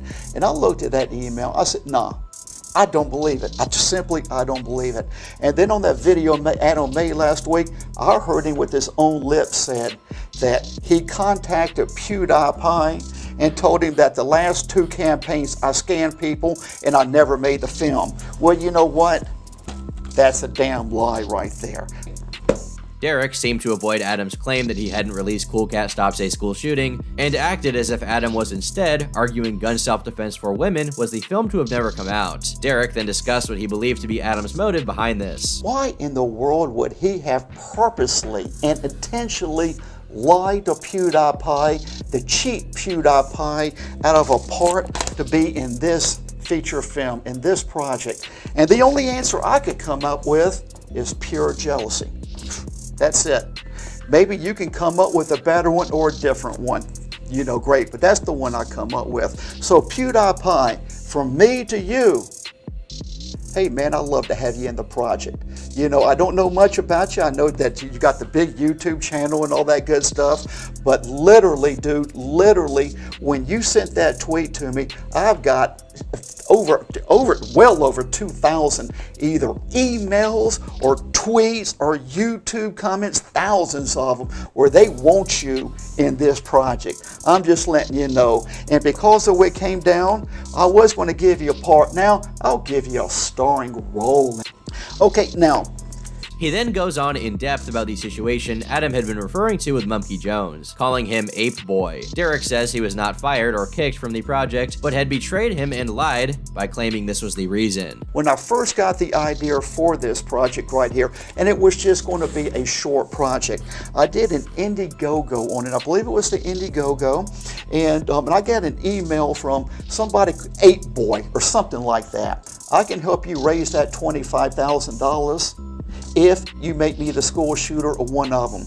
And I said, hey, deal, done. I did not kick him out of the project or nothing. And then all of a sudden, I get a bunch of tweets and everything saying that Ape Boy was throwing hate at me, saying that I fired him and I kicked him out, and that's all BS right there. He then discussed his new project, Cool Cat Fights the Virus, claiming Adam had stated it was all a scam, and showed the film's project file as proof to the contrary. So guys, I hope that clarifies a lot of things right there. And bottom line, I am telling you, if anyone ever says that Derek Savage cheated them out of money and or did not release a project, know right then and there you are dealing with a liar and someone who is intentionally trying to deceive you. Always remember, Cool Cat loves you. Upon posting this video, Derek was heavily criticized, and many approached Adam for a response. He stated he didn't originally plan to give one, but upon being invited onto the Drunken Peasants podcast the following day, the situation naturally came up. Yeah. And I didn't expect him to make a video about it. Oh, I didn't know he did. I just saw we should probably watch the video. Okay. I just saw he made you an Okay, offer. I didn't think I was going to address this ever, but sure. Sorry. I was like literally debating in my head, like, is it worth it to even talk about this? It's Okay, really I'll yell at you to pause when I have a bunch of things that contradict what he says.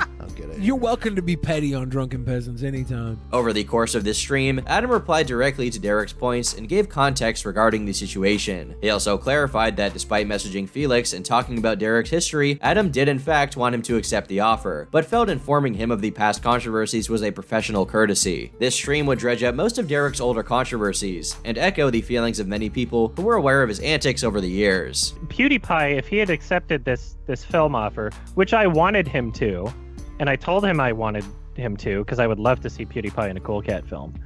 I just had to make sure, like, if he was going to associate his brand with it, if I knew information about this that could be potentially damaging to his brand, I was going to be a good fucking person, an ethical person, and tell him this information that, you know, he could decide what he wanted to at that point. I didn't say don't be in the movie. I said, okay, here's what happened to his gun self-defense for women thing and how he was dishonest there. Here's what happened with the Mumkey Jones school shooting thing. You know, another burnt bridge, another YouTuber, another campaign where he lied about it and collected funds anyway.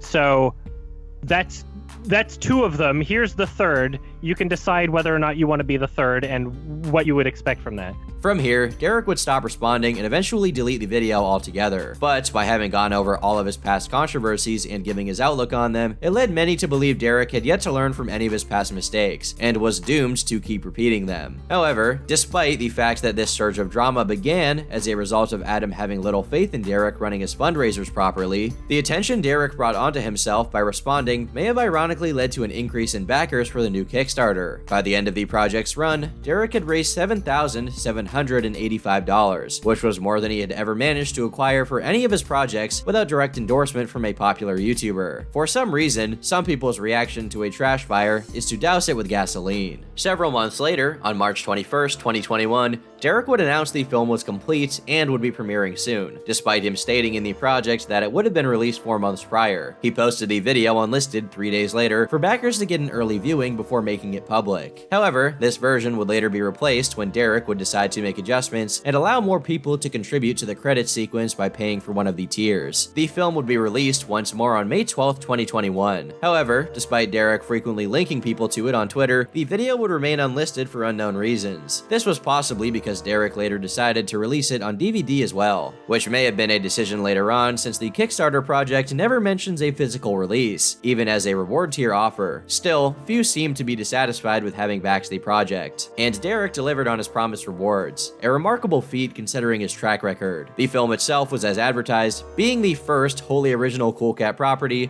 without reused footage since the Hollywood Christmas Parade short in 2013. Although, due to Derek's fallout with Jason, he himself voiced the role once again, and this time wore the costume as well. This is officially credited to Angel D. Hope, who was also credited as the art director in Gun Self-Defense for Women, although Jason had revealed this to be a pseudonym used by Derek to avoid revealing he was forced to get into the outfit himself to save money. The plot of the Cool Cat Fights the Coronavirus short was that Cool Cat is hanging out with two kids, showing them proper safety precautions to avoid catching the illness, such as washing their hands thoroughly and the proper way to wear a mask. However, Cool Cat is seen without a mask for the majority of the runtime. During all of this, Dirty Dog is attempting to infect Cool Cat and his friends by throwing coronavirus balls at them, which he has the ability to create due to his magic sauce. I've made so many videos about degenerate furries at this point that the language being used here is kind of giving me nausea. Those kids are so scared of coronavirus, and I hope my magic plan works.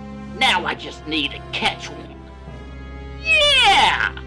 I caught a coronavirus, and now I need to add my magic sauce. I can't believe it! It actually worked! Thank you, Witch Dog, for the evil magical powers. Derek would later reveal that Witch Dog was the mother to the Dirty Dog character and the original antagonist from the scrapped movie Cool Cat vs. the Wicked Witch that had later become Cool Cat Stops a School Shooting, and that she will still appear in that project. The film also featured the promised songs Derek had teased at, including Dirty Dog's rap number he'd asked Adam to review. I'm Dirty Dog, and I'm the baddest there is. My coronavirus rhyme are the best there is. Kids are so dumb, and adults are too. I'll cough in their face just to scare them, yeah. Its upload would go on to reach over 65,000 views, even while remaining in an unlisted state. Gauging the success of the film to what Derek wanted is difficult, but these metrics were nearly double his previous YouTube project, Cool Cat's Crazy Dream. And unlike that film, Cool Cat Fights the Virus would receive a lot of attention from smaller reviewer channels, one of which being Bob Shucks, who made one of the original Cool Cat Saves the Kids reviews that received a strike on the same day as Alex's. However, larger review channels like Adam avoided discussing the new project, probably due to how depressively radioactive and fruitless interacting with Derek or his content was. From here, things would begin to settle down once again, as Derek went back to developing new projects behind the scenes. Despite having kept his word by ending the Cool Cat Fights the Coronavirus film with a scene implying Dirty Dog was going to get Cool Cat at school to lead up to the next project, and even showing the poster for it, Derek would soon reveal that Cool Cat Stops a School Shooting was once again pushed to the wayside in favor of other side ventures. Several months later, he would announce the creation of Cool Cat and 420 award show NFTs, and even made a dedicated Twitter account for the endeavor, which near immediately went inactive. Among the NFTs listed was Gay Weed. A couple of them even sold, though for 0.008 and 0.009 Ethereum respectively. He also stated that the gun used in Cool Cat Stops a School Shooting would become an NFT as well. In response to being criticized over the environmental damage caused by NFTs, Derek denied this and stated that mining for bitcoins is very guilty of that. Only 3 people today are known to have bought any of the Cool Cat NFTs released by Derek, and following his attempt at a new form of merchandise, Derek would return to his old ways once again and announce in November of 2021 that he would be releasing yet another re-edit called Cool Cat Saves the Kids Director's Cut, by adding further alterations to Cool Cat Kid Superhero, despite the fact that the previous version was repeatedly referred to as a director's cut as well. Derek had first mentioned the idea of releasing the film again in early 2020, just 2 years after the last cut, and in November of 2021, put up a fundraiser for the project with a goal of $300, again stating that there was no risk involved since the footage was already done. Hi, I'm Derek Savage of the Cool Cat brand, and hey, we got some spectacular news for you today. If you've ever heard of a movie called Cool Cat Saves the Kids, that's the film that really just helped the Cool Cat brand branch out. Well, we're coming out with the director's cut, and I've got a lot of new footage. Oh, it's just gorgeous footage you never seen before, and Cool Cat is at his prime. Oh, Lordy be.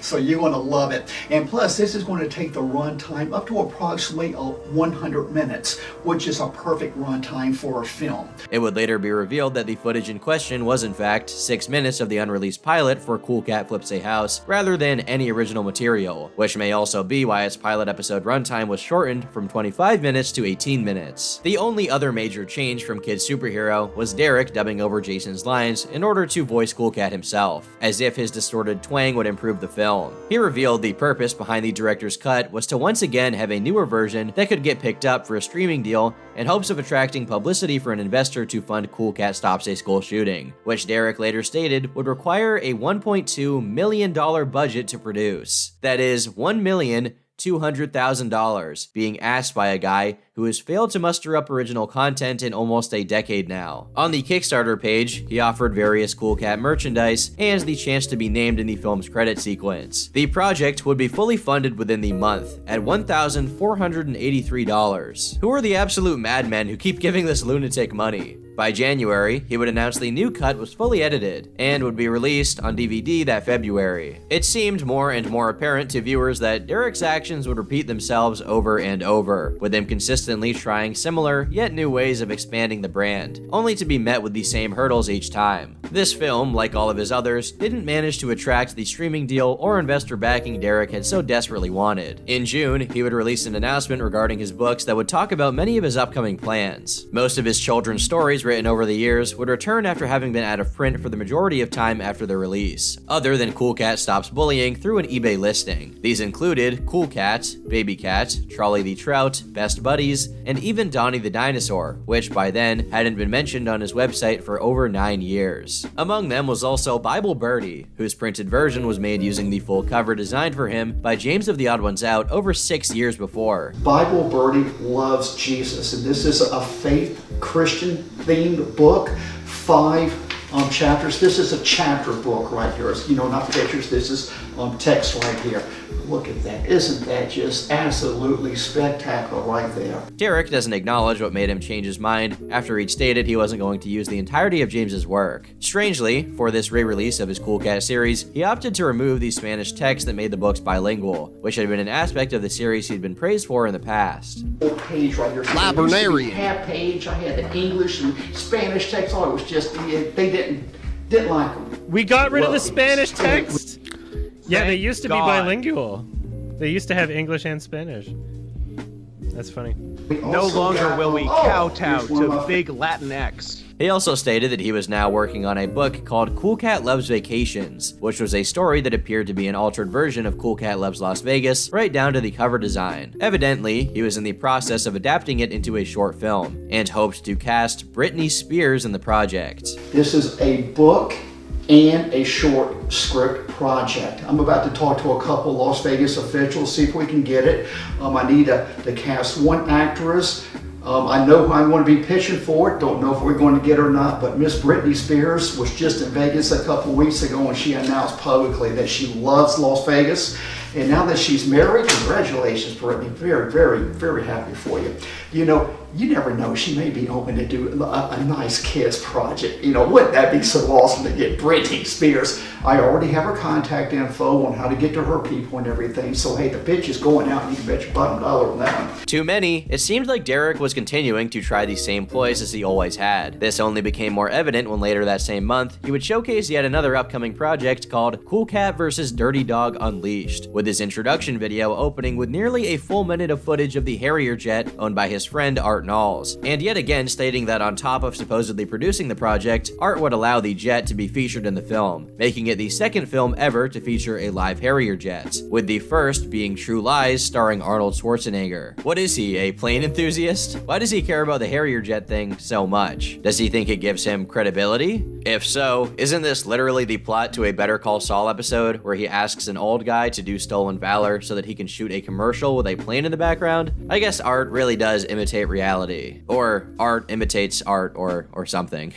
I got some spectacular news coming to you, and that's about our brand new film, and that's Cool Cat vs. Dirty Dog Unleashed. And in this project right here, the coronavirus is going away. It's going, and that just makes Dirty Dog mean, and it makes him mad. Because Dirty Dog, he don't like kids, and he likes to try to punk them, and he wants to pollute everybody with the coronavirus or whatever. So he's making his own, the Dirty Dog virus. And it's up to Cool Cat to save the world. You already know it is, but Cool Cat needs some help, and this is what I'm really, really proud of, or really happy that I was able to put this together. One of my producing partners, we've been working together for the past decade, is Lieutenant Colonel Art Knowles, and the Colonel owns the world's only civilian Harrier jet, and he gave me full permission. He says, Derek, use any footage you want on the Harrier jet, and so this will be the second movie ever, at least to my knowledge. Derek had originally planned for Cool Cat Stops a School Shooting to claim the title of second film to feature a Harrier jet, but presumably had made the switch as a means of marketing this next project in hopes of attracting investors in the future. He also stated the movie will include Beaver, who is now being referred to as Dirty Dog's prisoner, in response to backlash for using the word slave. Hey guys, Beaver! Hey Beaver, what's happening? Say hi to everybody! Hi Daddy Derek, and thank you for casting me in your movie! Wow! Is Dirty Dog, has it been punking with you? Dirty Dog, so mean! I hate being Dirty Dog's prisoner! Hey, you better go and I now, okay, but bye! Bye-bye! Derek went on to state that the movie had 75 to 80% of its runtime already shot, but that this included reused footage taken from the pilot for Cool Cat Flips a House. On this project, I already have about 75 to 80% of the film already filmed. I was shooting a project where it was about flipping a house, and that was the working title, and I'm going to work that in. That's the B story where, you know, Cool Cat and I are working on a house, and then it starts ramping the virus, and Dirty Dog's just making up just viruses trying to pollute the kids. Oh my lord. Oh, there's one of them suckers right there. He's already trying to attack me. Despite Derek's blatant footage recycling, going as far as repurposing its poster for the new film, he still states to this day that the project is still in development and is being pitched to production companies. As of now, Derek continues to focus his efforts on developing Cool Cat vs. Dirty Dog Unleashed, going as far as to repeat past attempts to garner success by offering roles to celebrities like Tommy Wiseau through his tweets. However, as he's grown more willing to hire fans for film work, he would go a step further and open the movie up to audience involvement by having fans submit speaking roles for a chance to be selected for a cameo in the movie. He recently stated that he's writing new scenes for the movie and revealed that the plot would involve Dirty Dog making his own, far deadlier virus. The fan cameo is intended to be a video message sent to Cool Cat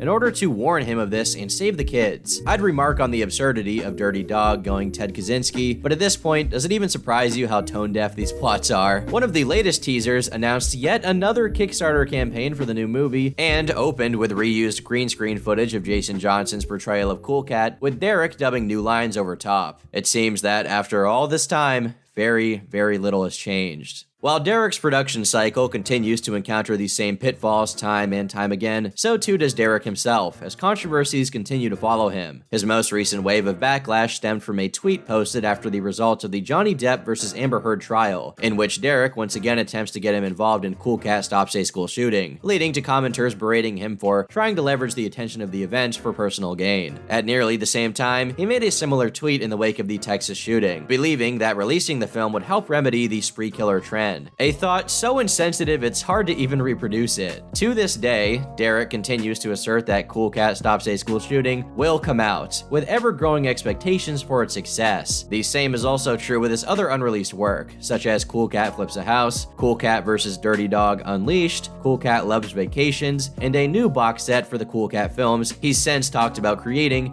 in order to add the DVDs for Cool Cat Fights the Coronavirus and the 2022 Director's Cut. Even with all of these ongoing plans, Derek continues to sit in a very similar position today as he had many years before any eyes were on him at all. Still repurposing the same Cool Cat footage, still looking for investors and TV deals, and still filled with an undying sense of enthusiasm that he's doing the right thing, both morally and business-wise, with success looming just around the corner. In probably the strangest and most well-documented, even if indirectly, case of someone suffering from severe gambler's fallacy, truly believing that if he continues to double down, it might work out. Despite his occasional bouts of blatant scamming and defrauding, there's no way he doesn't, on some level, feel attached to the Cool Cat project. He's been working at it for so long, it's impossible it's not his life's work, however absurd that may sound. It doesn't seem to profit him much of anything beyond universal mockery, and the man is now in his 60s, yet he just keeps going. Derek's life, in many ways, appears to be a cycle of compromises towards reaching his goals, which may have been the same way since the very beginning. Originally hoping to be an action star, he was forced to write his stories such that he would have a main role, but once again, he had no other option but to adapt them into film himself since no one else would. He would then reuse footage again and again, hoping to get the attention of the right people, and achieve the goal of having his work become famous, like he'd always wanted. By seeing his online following grow, Derek clings to the notion that each new project he releases inches him closer to his objectives, but he lacks the self-awareness necessary to realize how people truly feel about his work, even after all these years. The same incompetence that attracted his following in the first place is unfortunately the reason why he's never been able to accept the help it's offered him. Other directors in his position were able to utilize the attention they attracted and successfully built loyal fan bases who will support them in ways that the mainstream film world would never have with the quality of their work.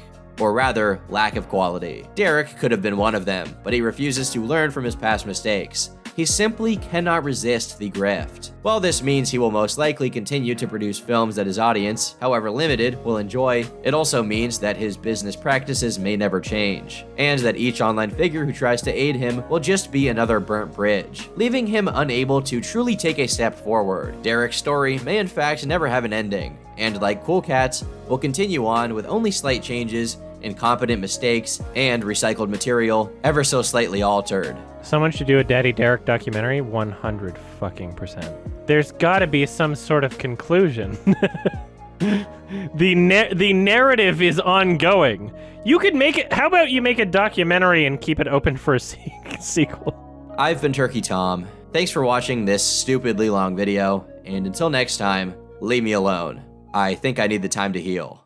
I've heard it 1,000 times before, and it's just not that far.